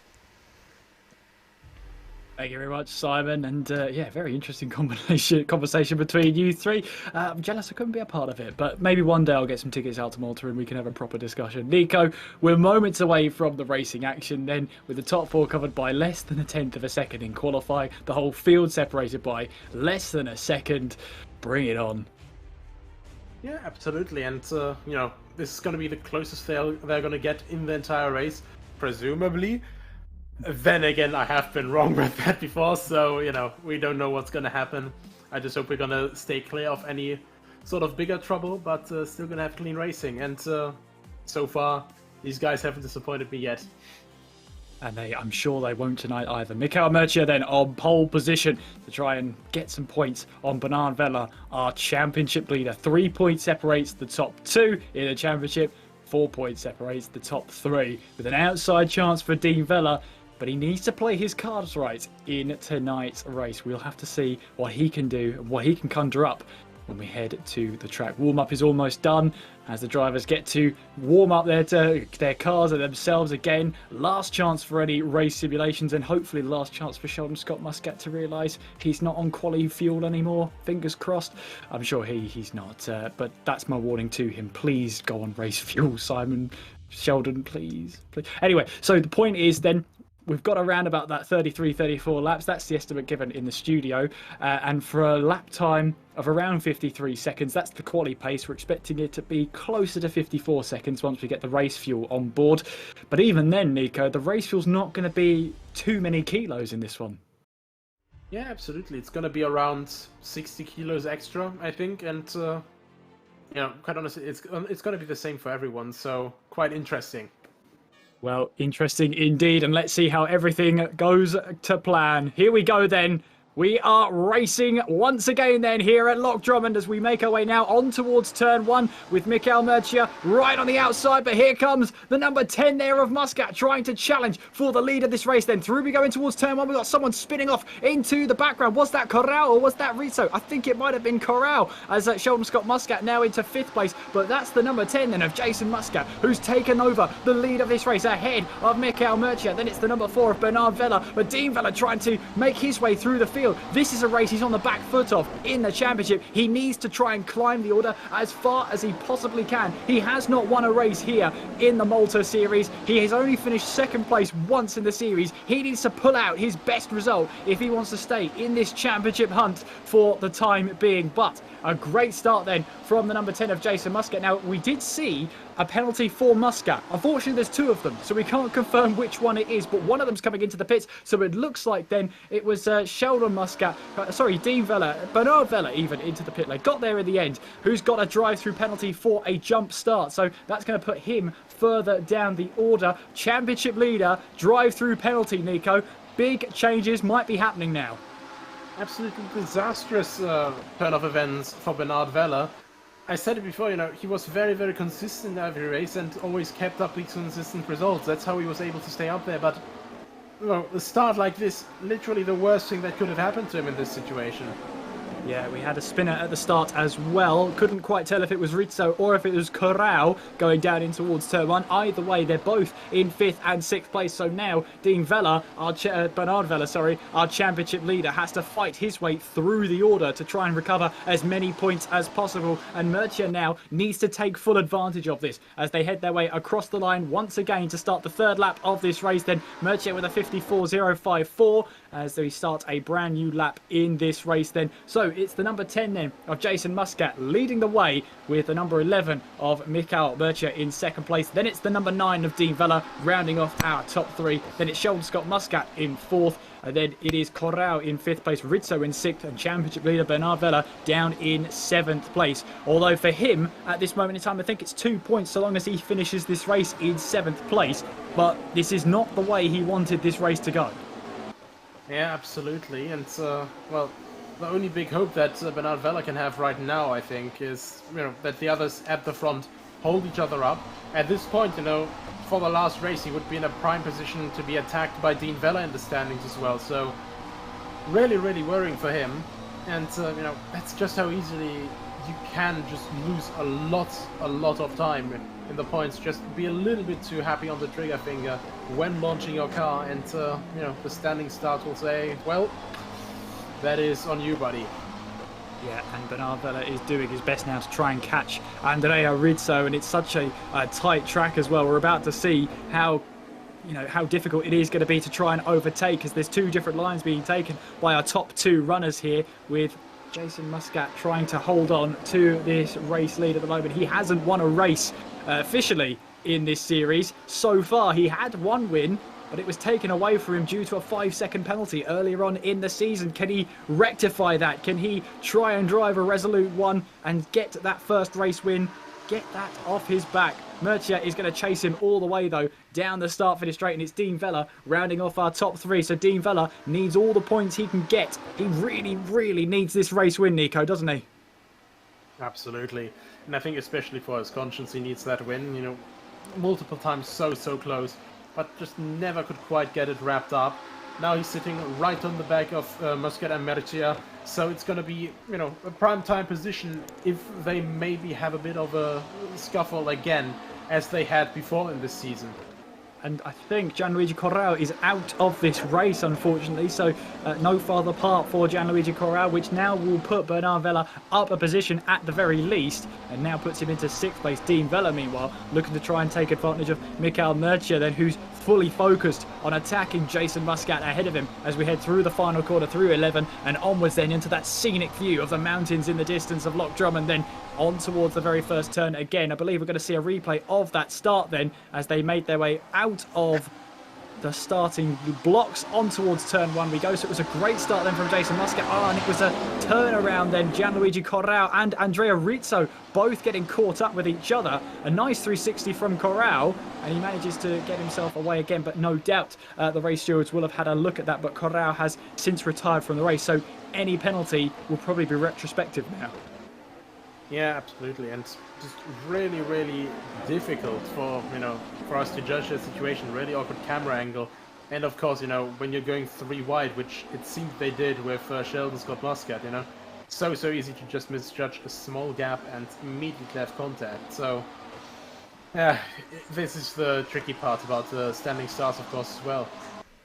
It is indeed, and also trying to make sure you don't launch too early and come to a stop and then go again, which is exactly what's happened to Bernard Vella, which is why he's down in 6th place. Got himself a drive-through penalty, although luckily for him at a track like this, a track as short as this, it's a very short pit lane and it's a very short time. You're stuck on the limiter, I guess, in terms of time, but then when you compare it to the actual lap of the circuit and how quick that flies by, it is a percentage, and it's quite a big percentage of the lap time in total. So in reality, you actually do lose quite a bit of time in the pit lane. Yeah, absolutely, and well, just really, really difficult as well, because you have such a short track, and the pit lane almost goes to the entirety of the front straight, which is, thanks to the last corner, quite fast either way, and yeah, being down at 60 or 80 kilometers an hour, or whatever the pit speed limit is here, that just costs you so much time, and I don't think that you can catch that quite back up. You can see there 2 drivers fully focused then on the mission tasked to them. Dean Vella really has to get the best result he can, and he's got to try and finish in front of these 2 if he wants to open up that opportunity to really challenge for the title towards the end of the season. He starts off here on the back foot, and right now he's in 3rd place behind 2 of the championship protagonists. Michael Murcia in 2nd place in the standings and in this race, but it's Jason Muscat leading this one, 3rd place. As it stands then, Jason Muscat would leapfrog Michael Murcia in the standings if it were to finish like this. Yeah, absolutely, and well, it's just such a difficult situation here now, because of course after this we have 1 round left. They have a lot of dirty air coming through that, actually. Just saw a little bit of a wiggle there from Michael Murcia, just struggling to get the car turned in. As I think Dean Vella, not quite able to get alongside yet. Not quite, but that was very, very close there. Sometimes the half-hearted moves are the most dangerous ones, but Dean Vella managed to realise the door was closing and back out of it. Here comes Bernard Vella. He's caught the back of Andrea Rizzo now, battle for 5th place, and this is going to be an important one for Bernard Vella to try and get past Rizzo as quickly as he possibly can, but he's got to be careful because he can't risk this position too much. He tries to go down the inside, now will be on the outside going in towards turn 7 there. Turn 6 that is. Now we get our way through turn 7. Still no way through for Bernard Vella. He's got to be patient about this one coming in towards turn 8. And it's a long way around through turn 8. Then it's through turn 9. He might try and size up an opportunity down the main straight. That's going to be Bernard Vella's best chance of getting past Andrea Rizzo. Through and towards turn 10 we go. And that's going to help Vella, with Rizzo running wide on the exit of 10. Now on towards 11. You can see Bernard Vella's got so much more and so much better momentum coming down the start-finish straight. The only problem is he's going to be on the outside heading in towards the first braking zone. Heading into turn 1 now, Bernard Vella has the move done, and he moves up into 5th place. An important move in the championship standings. Great move from him, absolutely masterfully well done. And I was actually a bit worried for a moment that he had lost all of his momentum there coming out of the last corner, simply because he had to lift off another time, but no, put it quite well, and just carried on very, very nicely. And then Rizzo also, of course, realizing, well, I'm not going to be able to hold him like this. It's maybe easier for me to just pull back for now, maybe save my tires, and just try to go for the long run strategy here. And this is going to be an interesting one because Dean Vella knows he has to try and make his way past. He's got Murcia right ahead of him, and Jason Muscat will be absolutely loving this because the more Murcia and Dean Vella battle away, it means he can try and extend his lead at the top, and not only in this race, but if it were to finish like this, I've done some quick maths in my head, dangerous I know, but if it were to finish like this, Jason Muscat would be leading the championship heading into the final round. That's how important this race is to Jason Muscat, and that's how important it is for Bernard Vella to make his way back through the order as quickly as possible, although he's currently 13 seconds off the lead. Yeah, I think at this point, it doesn't really matter how far behind he is the actual leaders. It just matters what position he finishes in the end, because of course, the further he goes up ahead, I think the further up he goes, the more likely it is that he gets into one of the 2-step point positions still, instead of 1-step point position. So that would already save him quite a big deal, quite a lot of confidence, I think, as well, for the last race, coming into that. But I don't think that any of the others are gonna let off anytime soon with their pace. Well, another thing about Dean Muscat really in the lead at this moment in time, and really does look like he's trying to just keep a control of this one. We're actually going to hand over to the studio because I think Simon has got a point to put across. Simon, we'll hand over to you for a bit. It's an exciting race. Thank you, Kieran. Sorry about that. I thought I was in thing. Anyways, what I was going to say about Dean Vella is that he's currently about 10 points behind Bernard Vella in the championship. So the higher up he can get, the better chance he's going to have going into the final race, going into Monza, to really fight for the championship. He's currently on the back foot, but with a good performance here, as he's maybe going to make a move on Mikel Murcia. Going around the outside into Zen 1 is a very difficult move to make. Doesn't quite get a stick. It is indeed. It is indeed, but he almost managed to make it pay off. But all that's doing is it's allowing Jason Muscat to really open up the taps and build that gap once again. Gap is now 1.8 seconds. I'd love to get the views of over in Malta and the rest of the studio there, Simon. What have they made of this race so far? Well, allow me to ask them. Edwin, you've been watching this race. You just saw Dean Vella try a brave move around the outside of Mikel Murcia. What do you think of the race so far? Well, the race is obviously I'm glad I didn't put my money on anyone because, as my good friend Mario told us, he would put his money on Muscat, which he did. He was right. This start of Muscat was epic. He just flew off the line. When we saw the replay there, his car literally jumped off the line. Muscat had a great start, and unfortunately for Murcia, he's already almost 2 seconds away from Muscat, so that's gonna hurt him during the whole race. We still have 18 minutes left on this race, but the biggest loser for me is Bernard Vella. Bernard Vella is currently in P5, which obviously we know he pitted after the first lap, and that could play a massive role in the championship, as Bernard Vella is currently leading the world championship with 44, the national championship with 44 points. So it's a huge blow for Bernard Vella.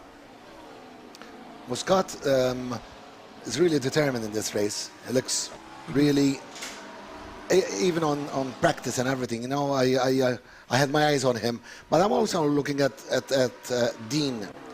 Is it Dean Vella number 3? Yeah.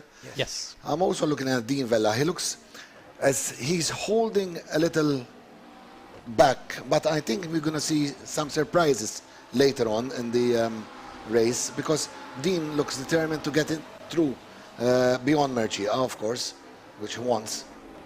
But like I said, Dean Muscat in first is doing a good job of keeping it together. He's quite away in front of them now as well. Definitely. Kieran and Nico, what are your thoughts? The top 3 all looking very racy, all seeming very fast.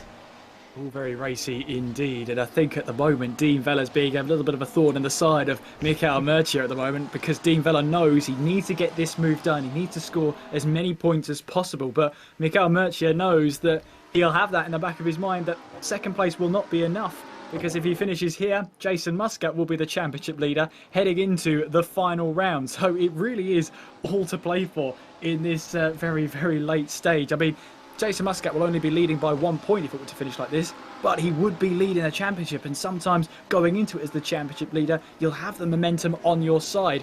With Vela, though, it's the thorn in the side for Murcia, so he's got to manage that effectively. I mean, Nico, he's already tried a move down into turn 1, didn't quite work, but he hasn't had the opportunity for a move since.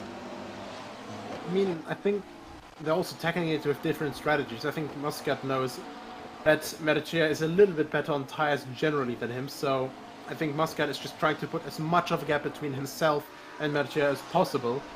Murcia is trying to take it a little bit easier, perhaps, just trying to, you know, save his tyres so maybe he can attack in the later stage of the race even harder and even more, and, you know, have a higher chance of making a successful move. And at the same time, Dean Vela is probably thinking to himself, well, Mikael is a bit slow today, you know, maybe I can just take him. And Mikael, of course, will probably be going, well, mate, just wait a minute. I mean, if you just wait here, you know, we can maybe both start attacking Jason at the end of the race. Well, but of course, you know, they can't communicate. They don't have team radio towards each other. Well, they don't have team radio, but I'm sure they could try and shout, hey, can you help? No, I'm kidding. They probably wouldn't do that. They're so focused on trying to get some moves done. But Dean Vela still in the rearview mirrors of Mikael Murcia as we head now into the second half of this race. Jason Muscat leads the way from Mikael Murcia, and then the number 9 of Dean Vela rounds off our top 3. Sheldon Scott Muscat, you can see there just in the distance in that grey car, rounding off our top 4. And then the number 4 of Bernard Vela still in 5th place. He hasn't got long left to try and close in on Sheldon Scott Muscat, and that's going to be an important position, because if that's the case, that's going to be 5 points, and you know that will still keep Bernard Vela within, you know, that arm's reach of a title. He might be going into it 3rd in the championship, but he really needs as many points as possible. Any point here is a point gain. Murcia getting a little bit sideways coming out of turn 6 there. Yeah, absolutely, and it's just so difficult. I think you just have to really differentiate now between where you can push and where you can save tires. And in this situation here, you know, so much dynamic weight change. It's so difficult to have the car perfectly planted here, and especially now in the position of Dean Vela.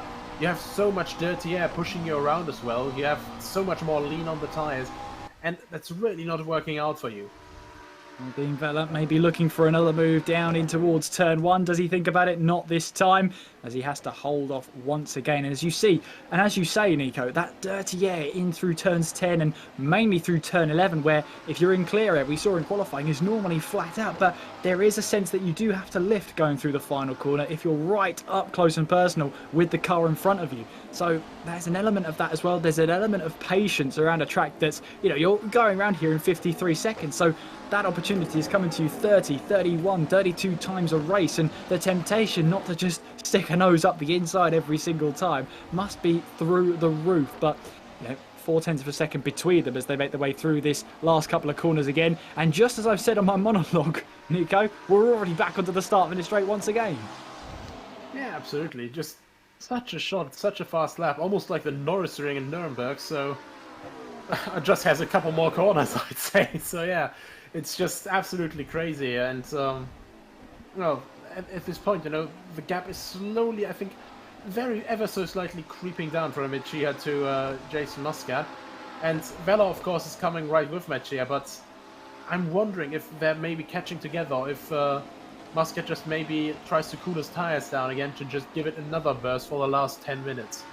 Yeah, the gap between Sheldon Scott Muscat and Bernard Vela there has stabilised really at 6 seconds at the moment. It's just under 6 seconds now, but it's not going down quickly. And with less than 12 minutes to go in this race, you know, is there going to be enough time here for Bernard Vela to see if he can try and get 4th place in this race? Sheldon Scott Muscat might be able to hold on to 4th place in this one. And, you know, it has been a tough season for Sheldon Scott Muscat.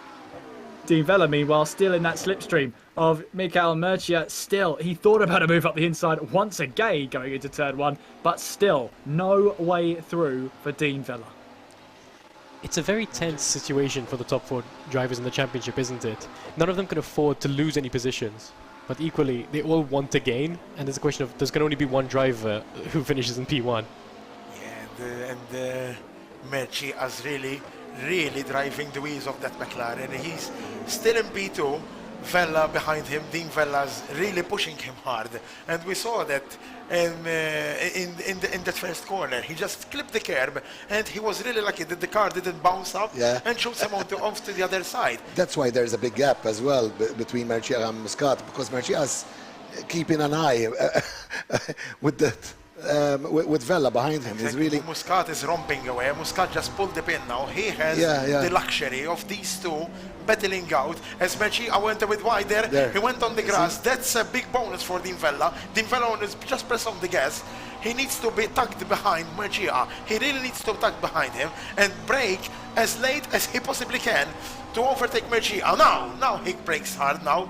Unfortunately for him, Marcia is really late on the brakes as well, and he manages to still stay in P2.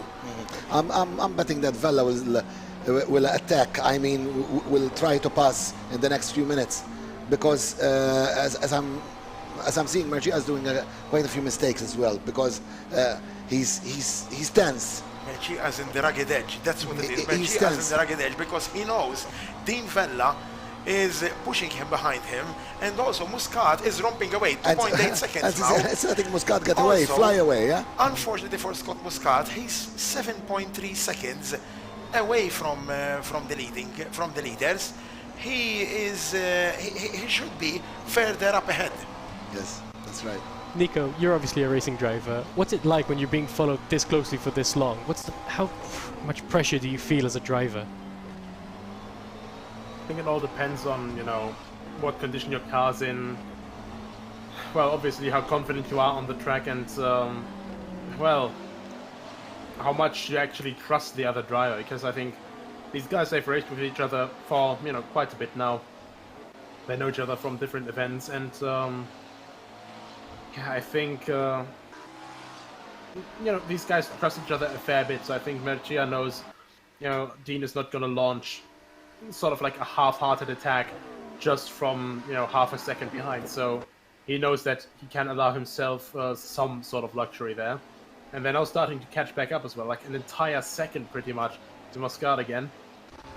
But over time it really starts wearing away at you, because of course you want to focus on the track ahead, you want to focus on the braking points, racing line, on just keeping the car from doing any sort of small slides, keeping the tires in the perfect temperature window and pressure window, and well, it's all the more difficult when you constantly, between every smaller corner there, especially on this back straight part here, well, which doesn't really have a back straight, when you just constantly have to look over your shoulder pretty much and just look if that car is close enough to attack you.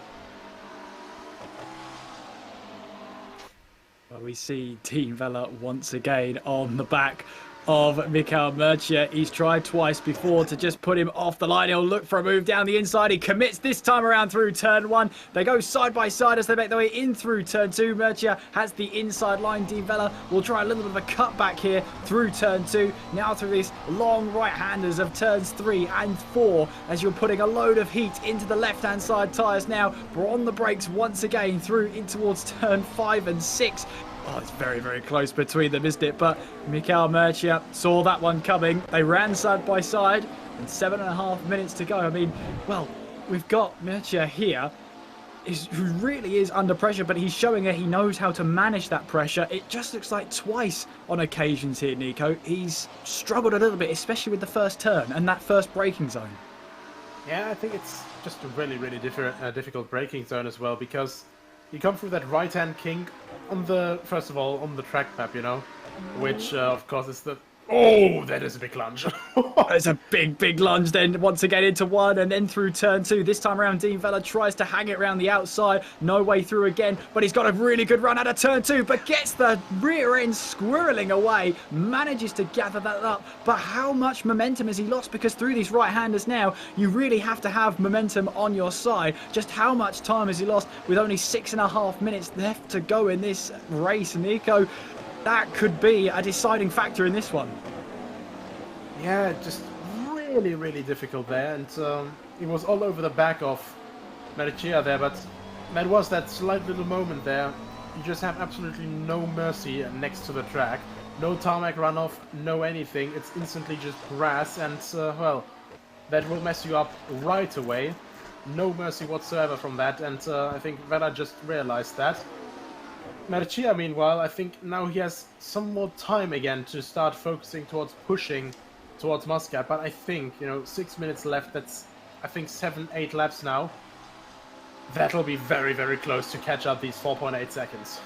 And Bernard Vella, just very quickly, 2.5 seconds now, roundabout away from Sheldon Scott Muscat. That's going to be one of the most important 4th places he will ever get, but he needs to try and catch Sheldon Scott Muscat and make the pass, and he's only got 5.5 minutes left to do it, Nico. Yeah, and it's getting quite tricky now because, once again, Dean Vella's actually right over the back of him again. Normally, I would have expected, to be honest, that Mercia would have been able to kind of slowly pull away now. But Vela just seems to have the rhythm down really, really good now.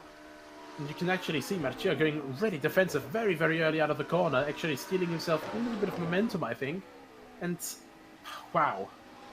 I think Mercia is actually, for once, properly under pressure. You start to see him making minor mistakes there.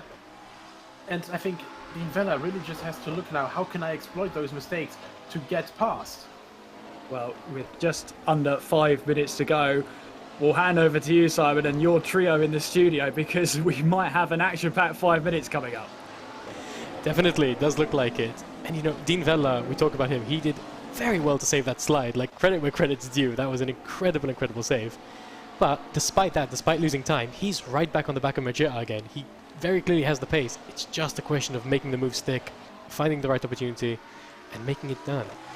Yes, we still have 4 minutes and 20 seconds left of this race as Mercia now is Dean Vella's right up to the gearbox of Mercia. He's going to defend. He will brake now hard into the first corner. Mercia brakes a bit later than usual now, and he still gets that corner right. Into turn 2 now. He needs to get a good exit, Mercia, as Dean Vella is really tugged behind the rear wing of that McLaren 720S. They race up now to turn 4. This is the point that Dean Vella's so good on the brakes, and he closes up to Mercia right away. He needs to force Mercia into a mistake at these last 3 minutes and 40 seconds of racing. He needs to force him into a mistake and get past Mercia as soon as possible. The leader now is gone. Muscat is romping away with it. He just pulled the pin and went away. He has a commanding lead now, almost 5 seconds. But Vella needs to force Mercia into a mistake. Otherwise, he's not gonna get to second place. He's not gonna overtake him. He's a bit further back this time round than he was last time, so he might not be able to have a chance into turn 1. As he comes to the braking zone, no, he's a bit too far back. But yeah, it's going to be a very, very exciting Muscat final is out few of laps. sight, yeah. Oh, definitely, Muscat. But I'm really having fun watching these two. It's incredible. I mean, Vella has studied for so long and tried for so long. He's been studying all along. Okay, he's done his moves. I anticipated that he was going to do the moves in those laps because he looked like he was going to attack. But still, he's still studying the best way. And we might have a surprise. Only 2 minutes, 40 seconds left.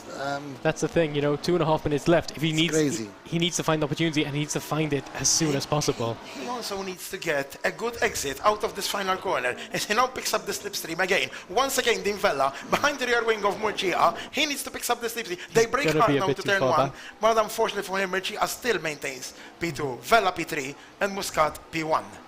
Kieran and Nico, again, you guys both a lot of experience in the racing and esports scene. Where do you think is Dean Vella's best opportunity to get an overtake done? Well, it has to be turn 1. It has to be. It's this best chance. It's a heavy braking zone in towards that left-hander, and it's after the long straight with a little bit of slipstream as well. That's the best chance. I mean, Nico, I don't know about you, but to me, that's the best possible chance for Dean Vella, because if he doesn't get this move done, he could be out of the championship running altogether. Yeah, absolutely. And I think, quite honestly, really these last 3 corners here, look at this, how close he's getting. Constantly, such a better line than Mercia through here. And I think, quite honestly, if he didn't have to back off there, if he had gotten a little bit further behind, I think he could have just kept it pinned there, gotten alongside a lot earlier, and then maybe have made a move. So I think it all depends on positioning now from Dean Vella through that last very tight chicane before the last 2 corners. So I honestly couldn't tell you, but now once again getting so he's close. going for it. Alongside! Oh, And he's overcooked it. But no, still alongside.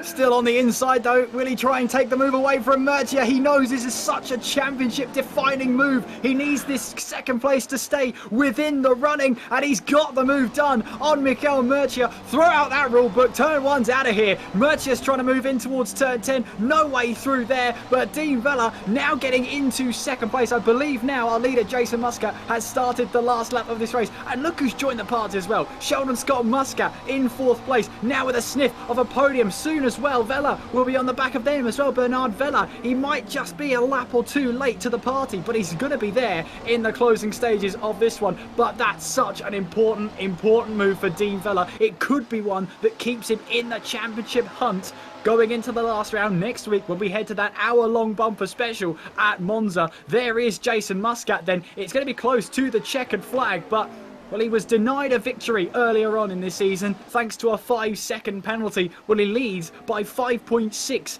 through the closing couple of laps. It will be the checkered flag this time around as he makes his way through in towards turn 10 and for turn 11 for the final time. You can see the smirks already started. You get to keep this one, Jason. He comes across the line to take his first victory in the Malta series, and this one he gets to keep. He's thrilled about that one. Meanwhile, further behind, the number 9 of Dean Vella will be able to crown himself on second place, and such an important move on Mikel Murcia going in towards turn 6. What was that I said about turn 1? I said absolutely nothing. What a move from Dean Vella to get past Mikel Murcia. But there is your race winner, Jason Muscat, and this time, Nico, he gets to keep it. Absolutely, just no mistakes from him today. Absolutely perfect drive, and just I'm gonna be honest, you know, he said it himself a couple of rounds ago still, you know, he had troubles with tyre wear and seemingly nothing of that this time around, just driven perfectly, basically within the limits of the car the entire time, and just kept pulling that gap. I have no idea how he's done that, but wow, just absolute respect to Jason Muscat and Dean Vella. What a send. I mean, we know that saying from Danny Ricciardo, lick the stamp and send it. Well, Dean Vella just basically booked up the entire Malta postal service for the next 2 years. Well, he absolutely did, but boy, was that a good move there from Dean Vella. He knows that was such an important move to make, because now that could potentially keep him in the championship hunt. He'll still be a rank outsider, but he will still be in that hunt. And what that means now then is, by my calculations, Jason Muscat takes over the lead of this championship. Of course, we'll head to the studio in just a bit to have a full debrief of that race. But Nico, wow, what a race.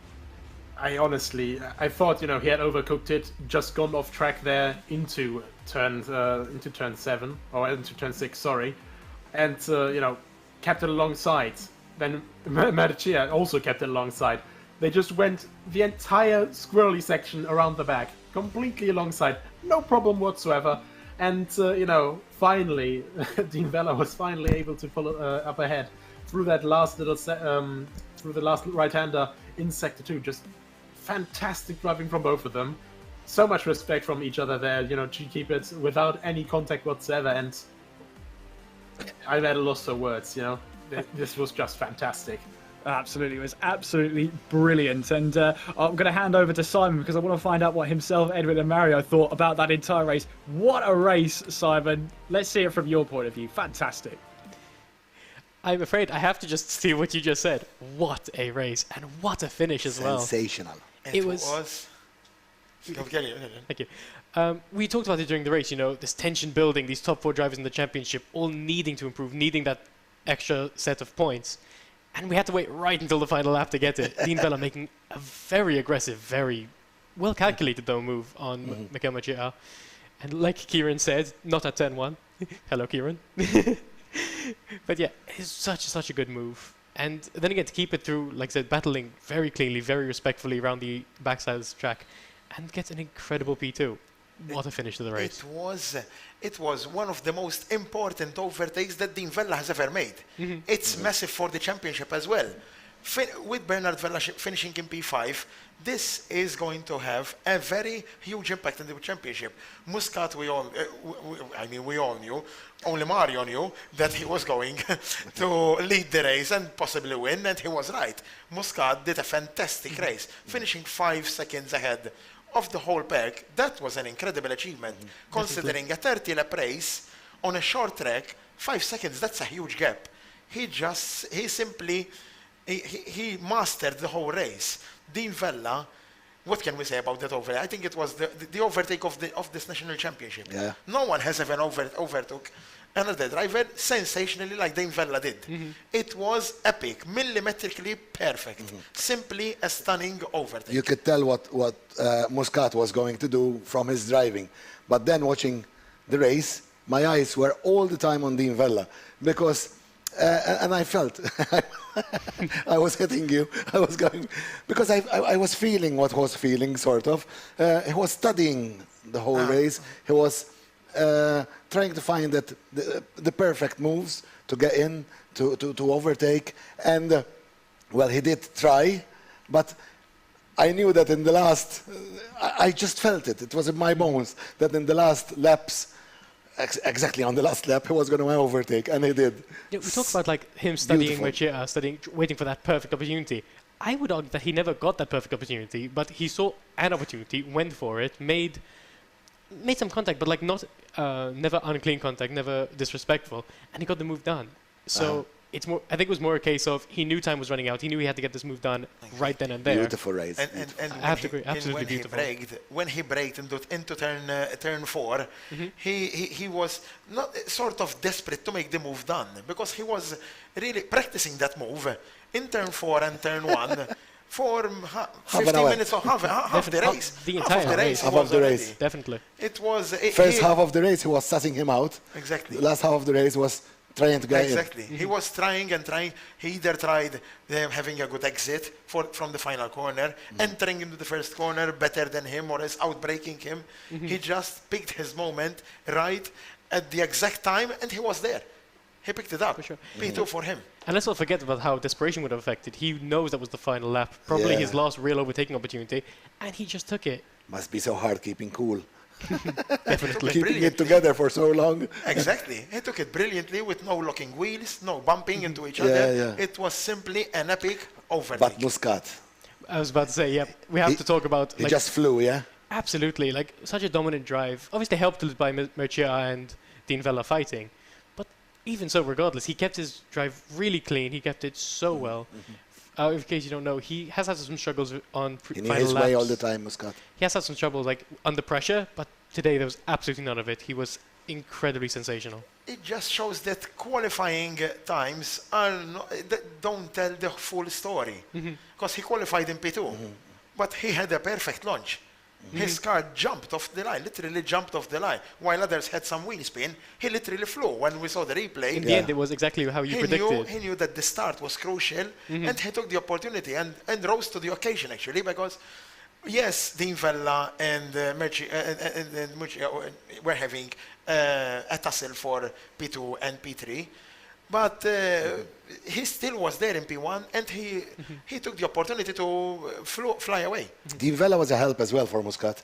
Exactly. A great help, because he kept Mircea back from attacking, Yeah, and in terms of the championship, Bernard Vella's penalty is going to be the most crucial, because if he had 1 or 2 places further up the field, he probably would have run away with. Bernard Vella will go, I think, to rest, knowing that this race was disastrous for him.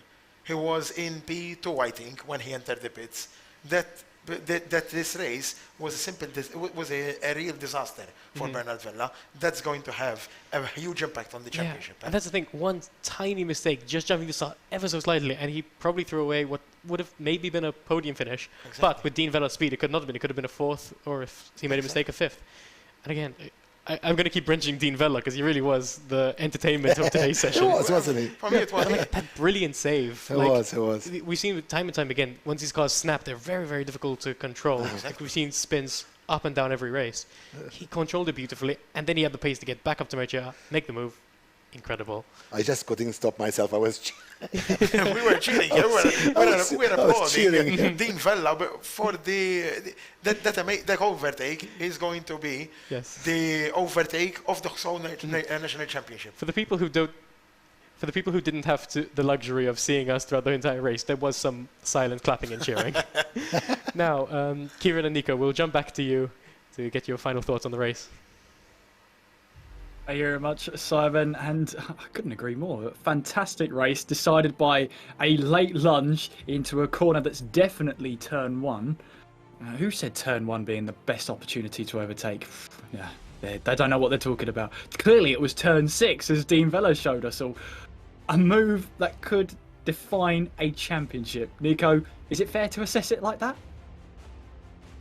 I mean, it definitely revitalized the fight another time. With my calculations, Jason Muscat would now be leading with 50 points, Bernard Vella in second with 48, then Michael Mercia with 47 in third, and then we'd have Dean Vella in fourth place with 42 points, so getting a lot closer to the guys in front. And, you know, normally in motorsport, you normally have your favorite drivers, but hell, how can you pick a favorite driver out of these guys? I love the entire bloody grid. Absolutely, and if someone were to tell you, Nico, that the championship leader would be the one whose first victory comes at the penultimate round of the championship, would you have called them crazy? Because that's exactly what's happened with Jason Muscat. I honestly, I thought Jason Muscat, if he was going to win, I thought he was going to pull something like Keke Rosberg did. I think he win his championship title with only one win, or like not even a win. That's right, fewest wins to win a Formula 1 World Championship with one win. That was it for Keke Rosberg, but it was the win that counted. And in this case, for Jason Muscat, it could be the win that matters, because it puts him in firm control heading into the final round, that hour-long race at Monza. And such a classic track, such an historic track, and a track that not many people fail to love. Monza is our place to crown our champion. Bring it on. Yeah, absolutely. The newest track that we've had added to R Factor 2, and well, the Temple of Speed definitely never disappoints when it comes to a spectacular race. Long straights, a lot of slipstreaming, and well, quite honestly, I think we're going to see quite a lot of very interesting moves there. We will indeed, and they don't call it the Temple of Speed for nothing, and I'm pretty sure there's going to be lots and lots of our, lots of low downforce going through there. But we can talk about Monza later, because I believe Davinia is with Michael Mercia down in Malta in the studio. Hi, yes I am. I just got Mikhail here after that race. How are you feeling now that it is over? Quite pressured, I think, today. P3 is still not bad, but I think I had the pace. I just overfueled the car today, and it was quite heavy to drive, so didn't have that much pace today. As a DJ, I have the perfect record for him today. Under pressure, pushing down on me. Because Dean was putting you under pressure, wasn't he? Yeah, true. I tried to defend. It wasn't behind you all the time. Yeah, behind me all the time. I tried to defend, and then the last few corners he actually tried to had been studying for a long time how to get through, yeah? In my opinion, he dived as well, and but yeah, the car was too heavy today with the fuel, and the tires at the end were fading away, so not much I could have done in that moment. But still, good race. Third place. Where does it put you, third race? I think it's still third in the championship now, and still within the chance to win it, so obviously need to focus and win the next one, so that's the goal now. How are you feeling for the last race next week? Are you having some preparations which are extra special now that we're ending this championships? A bit more training than usual. If I'm not mistaken, it's a 1 hour race rather than 30, so I need to focus more on tire management as well as also calculating the right fuel this next time. So yes, in terms of track, it's quite I'm quite familiar with it. Monza, it's quite an easy, not easy track, it's much more straightforward than this one, I think. So I think I have a good chance to win it. Let's see what happens. I'm still amazed, Davinia, hearing him talk about fuel management and tire on sim racing. Yes. How would you say that this is close to the real thing? Obviously, I haven't done much real life racing, just go-karting really. So, but it's from what real life drivers actually say. It's quite close to the real thing. You need to manage your tires. You need to keep track of your fuel. It's not just you start the car and drive. Has it helped you with your karting? Obviously, it's not something I do professionally, but yeah, I think if it's time to go and drive, I think it helps. You remember your maneuvers, your driving on a simulator, yeah? So it would help you. It helps in everything, even just when taking corners, when knowing the right line. So yeah, what turning into the simulator helps real life. So what's the first thing you're gonna do now? Back to training, really. So can't wait for next week. It's a track that I'm quite good at, I think. So I will try to plan it and plan how much fuel I have to give the tires, train, and see how much they wear. So and be prepared for the next one. Good luck. Thank you very much. Best of luck, Mikhail, for your training and good luck for the game. I will still talk to you right before, but good luck from Thank you very much. Back to Nico and Kieran. Thank you very much, Davidia. And yeah, third place there for Mikhail Mertia. And yeah, he said it was a dive in towards turn 6. Yeah, you could see it from that point of view as well, but it was a move that could define a championship going into it. And I think I kind of like Mikhail's answer. What are you going to do now? Well, get back onto the simulator and do some more training, put some hours in. And he's completely right, because the hour-long one is going to be the toughest challenge yet, because we've had the half-hour races first and foremost, where the drivers have had to manage the tyre wear and the fuel, but they now have to do that on an hour-long race, and that's going to be so difficult around Monza, which is a deceivingly harsh track on tyres. Yeah, absolutely. I mean, it's really difficult to tell you all about that, because you don't have a lot of corners, but the thing is, the corners that you do have, heavy braking zone, hard on tires, heavy acceleration zone, hard on the rear tires. Then you have, these low-speed corners where you have to get literally all of the grip out of it. And the two Lesmos, Parabolica, and Ascari, all corners that are just barely starting to grip into aerodynamics properly. So you still demand a lot from the tires. So it's going to be really interesting. And well, coming back to what Mikhail Mertia said, a dive, I'd say that was Olympic tower diving of a move. But absolutely fantastic. I mean, it was a point landing. Russian judge gives 9.5. That was absolutely perfect, that move, once again, and can't wait for the interview with Dean now.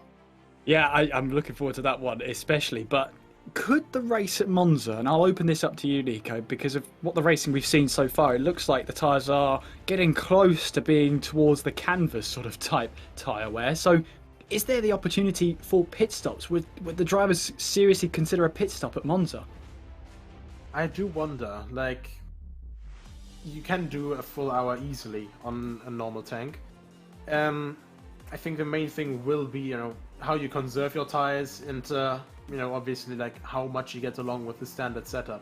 So it'll really be a question of driving style. It'll be a question of, how aggressive you want to start fighting with others. And yeah, it could be faster actually to maybe change tires if you are, just finding that much more time completely abusing the tires. But much like here with Loch, Drummond, it's a very fast front straight, and the pit stop and drive-through would cost all the more time, so really difficult to answer. Well, I guess we'll only have to find out next week. Let's head back to Malta with the video. Who's with Dean Vella? Hi, thank you. So in P2 and now in position number 4 throughout all the race is Dean Vella. Hi Dean, how are you? Well, not bad after the race, really. I mean, was a bit disappointed at the start, but at the end, I guess I was quite happy with the result. So. what were your strengths going into this race today? Well, I think overall, in terms of pace, I felt quite quick even before the race started. But I think I had good quality pace, but I failed to kind of get the optimal lap together throughout the session. So in terms of quality pace, I should have been in theory much more faster. Dean, Muscat won, but I feel like you were the star of the race. We all do, because you spent a long time studying, I feel, studying more or less, yeah. Mercia in front of you, and then the last half of the race, you spent it trying to get through. And you more or less summed it up, really. Majority of the, let's say, half of the first part of the race, spent it trying to see, like, you know, what he's doing, kind of in terms Studying. of how he's taking racing lines and stuff. And then at the end, I just tried my best to just, you know, get it over with and try to get the spot. It was really at the end, but I had it in my bones. I felt it in my bones that at one point, at the very last laps, you were going to get through. And you made my day.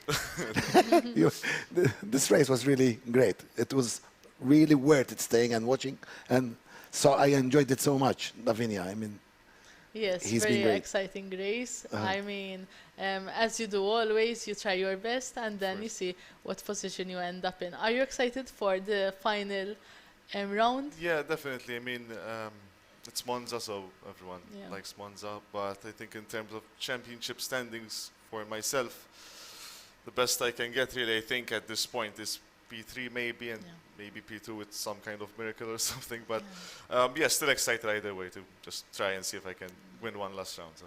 And are you going to do some special preparations? Maybe we already asked Mikhail this. Same old, really. Same Just try old, to okay. practice and focus when I'm on the maybe the amount of hours will increase.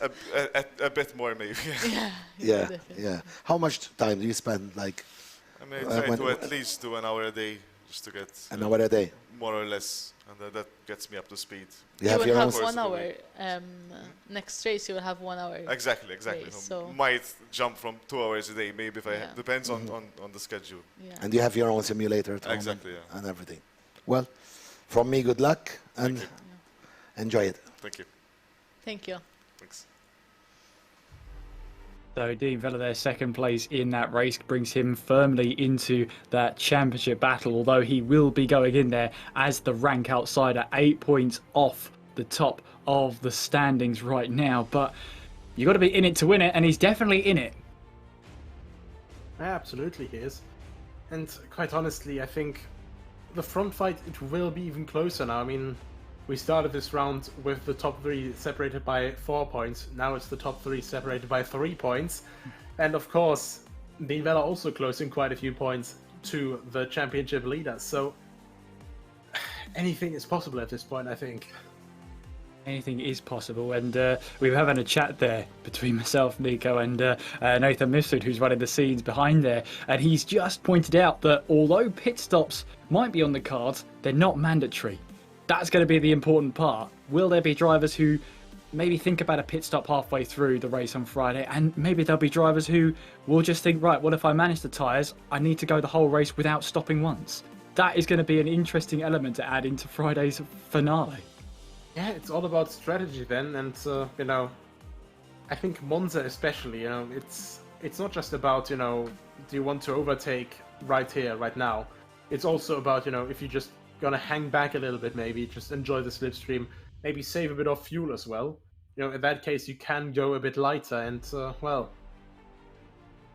just too many possibilities. I'm overthinking this already. Well, you're a racing driver, you would when it comes to fuel strategy and tyre strategy, so we will have to wait and see. But before we get into that too much, we're going to go back to Davinia, who's now with Jason Muscat. Yes, I'm here with Jason Muscat. He came P1 in this race and is first in the overall championship. How are you feeling now that you have won the race of today? I'm very happy. Finally, I managed to win a race, and also it gave me the lead in the championship. I bet you would be happy. Yes, I'm very happy. Because you didn't just win and you didn't just drive, you flew. I mean, even though he had some help in terms of Mercia and Dean Vella fighting it out. Dean Vella, because Mercia as well had some weight problems as well, like he said. But he had Dean in his rear mirrors all the time, so that helped you stay quiet out there, leading far away, didn't it? Yes. How did it feel? After turn one, it was just about keeping focused, make sure I don't make any mistakes. I kept pushing lap after lap to build the gap. As you mentioned, obviously the fact that Mercia took more fuel didn't help him. Also, Bernard unfortunately did a jump start as well, so that released a lot of pressure from me that after a few laps I had already built a gap. Left you calm enough to do what you have to do. Exactly. Some proper racing. I mean, because you got to keep it together, even if you're on the front. Yes, you cannot lose focus. You cannot, because you might spin, you might do a lot of things. Yes, one small mistake, the track is unforgiving. So if you touch the grass or so, yeah. How does it feel now? I'm very happy, very happy. Good. Now that you're in P1 right now, do you think that you have it in the bag of winning the championship? No, it's still very, it's still very tight. I believe I'm 2 points ahead of Dean and 3 ahead of Mikhail. So it's quite not close Dean, sorry, between you. Bernard. But it's very close. So if I need to win next race to make sure of the championship, finishing second and Bernard first means he still wins. So I need to keep pushing. Pressure. Celebrate tonight, but keep the big celebrations for after. Good luck. Well done. We're very happy for you. Thank you very much.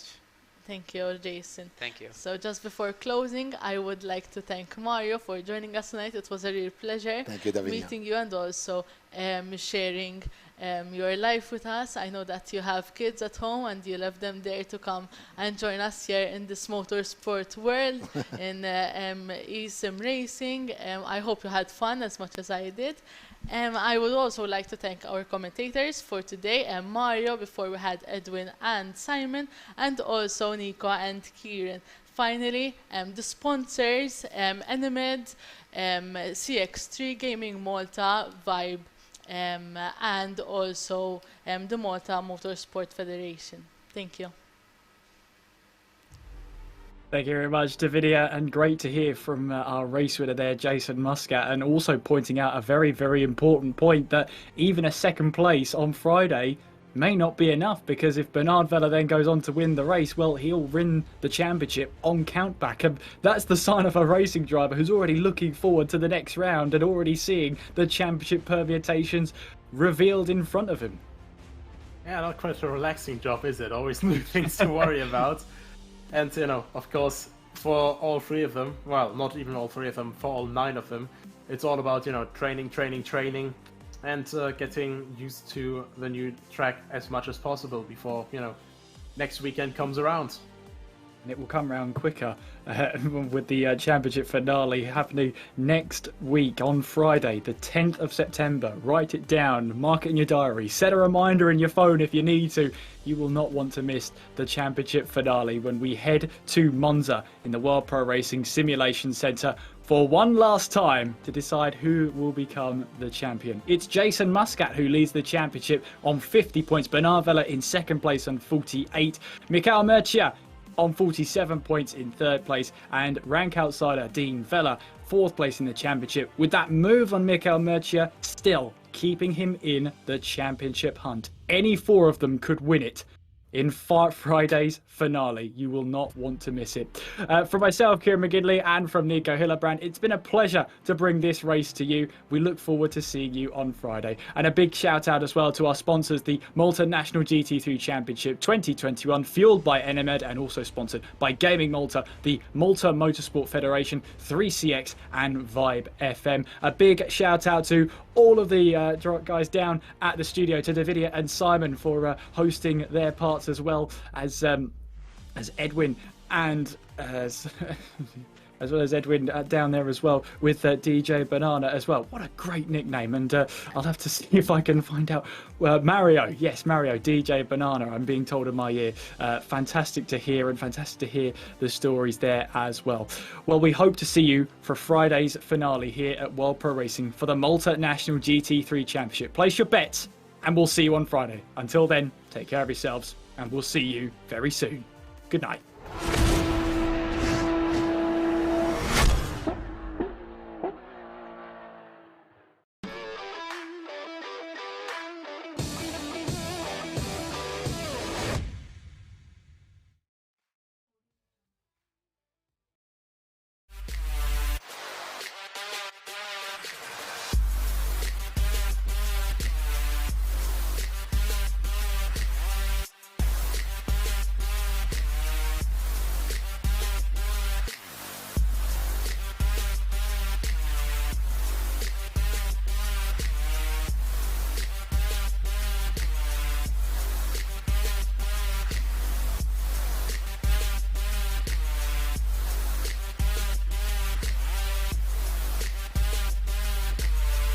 World Pro Racing, where sim racing becomes real.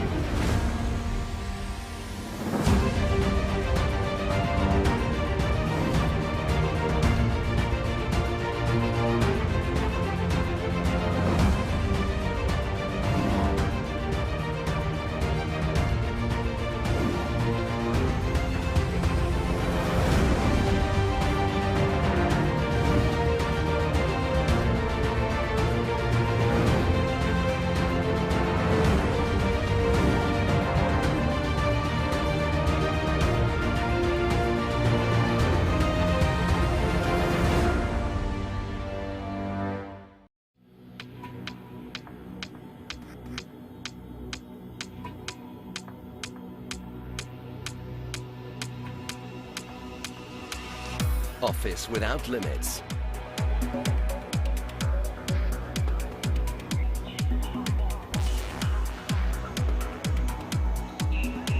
Slash your telco costs.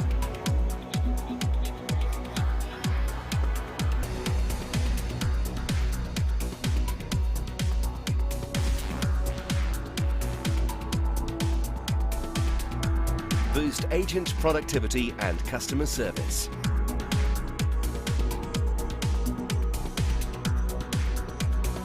Web conferencing for all.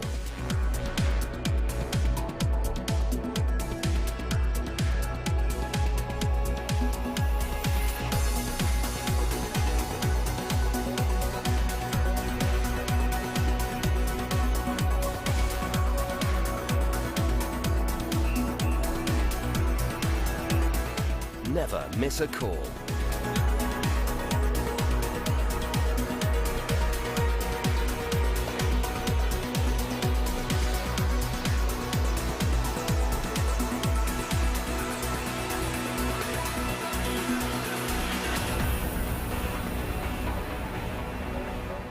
.3CX, everywhere you go, on premise or in the cloud. 3cx.com.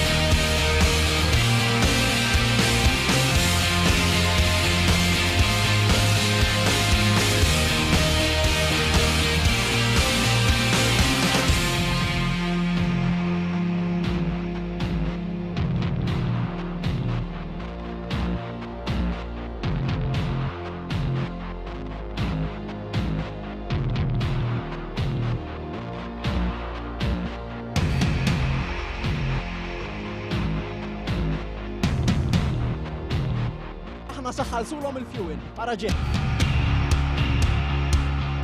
Wara ftit ġranet kellna rebbieħ ieħor fil-logħba tagħna kontra 30 sekonda bil-maqlub.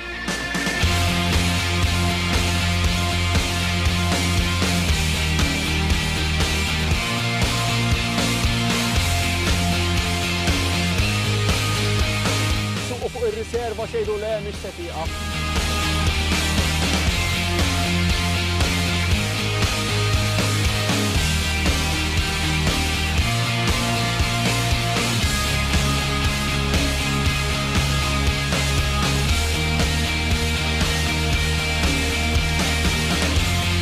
Il-ġimgħa d-dieħla nkunu fuq pompa tal-Enemed oħra nagħtu xi ħaġa oħra.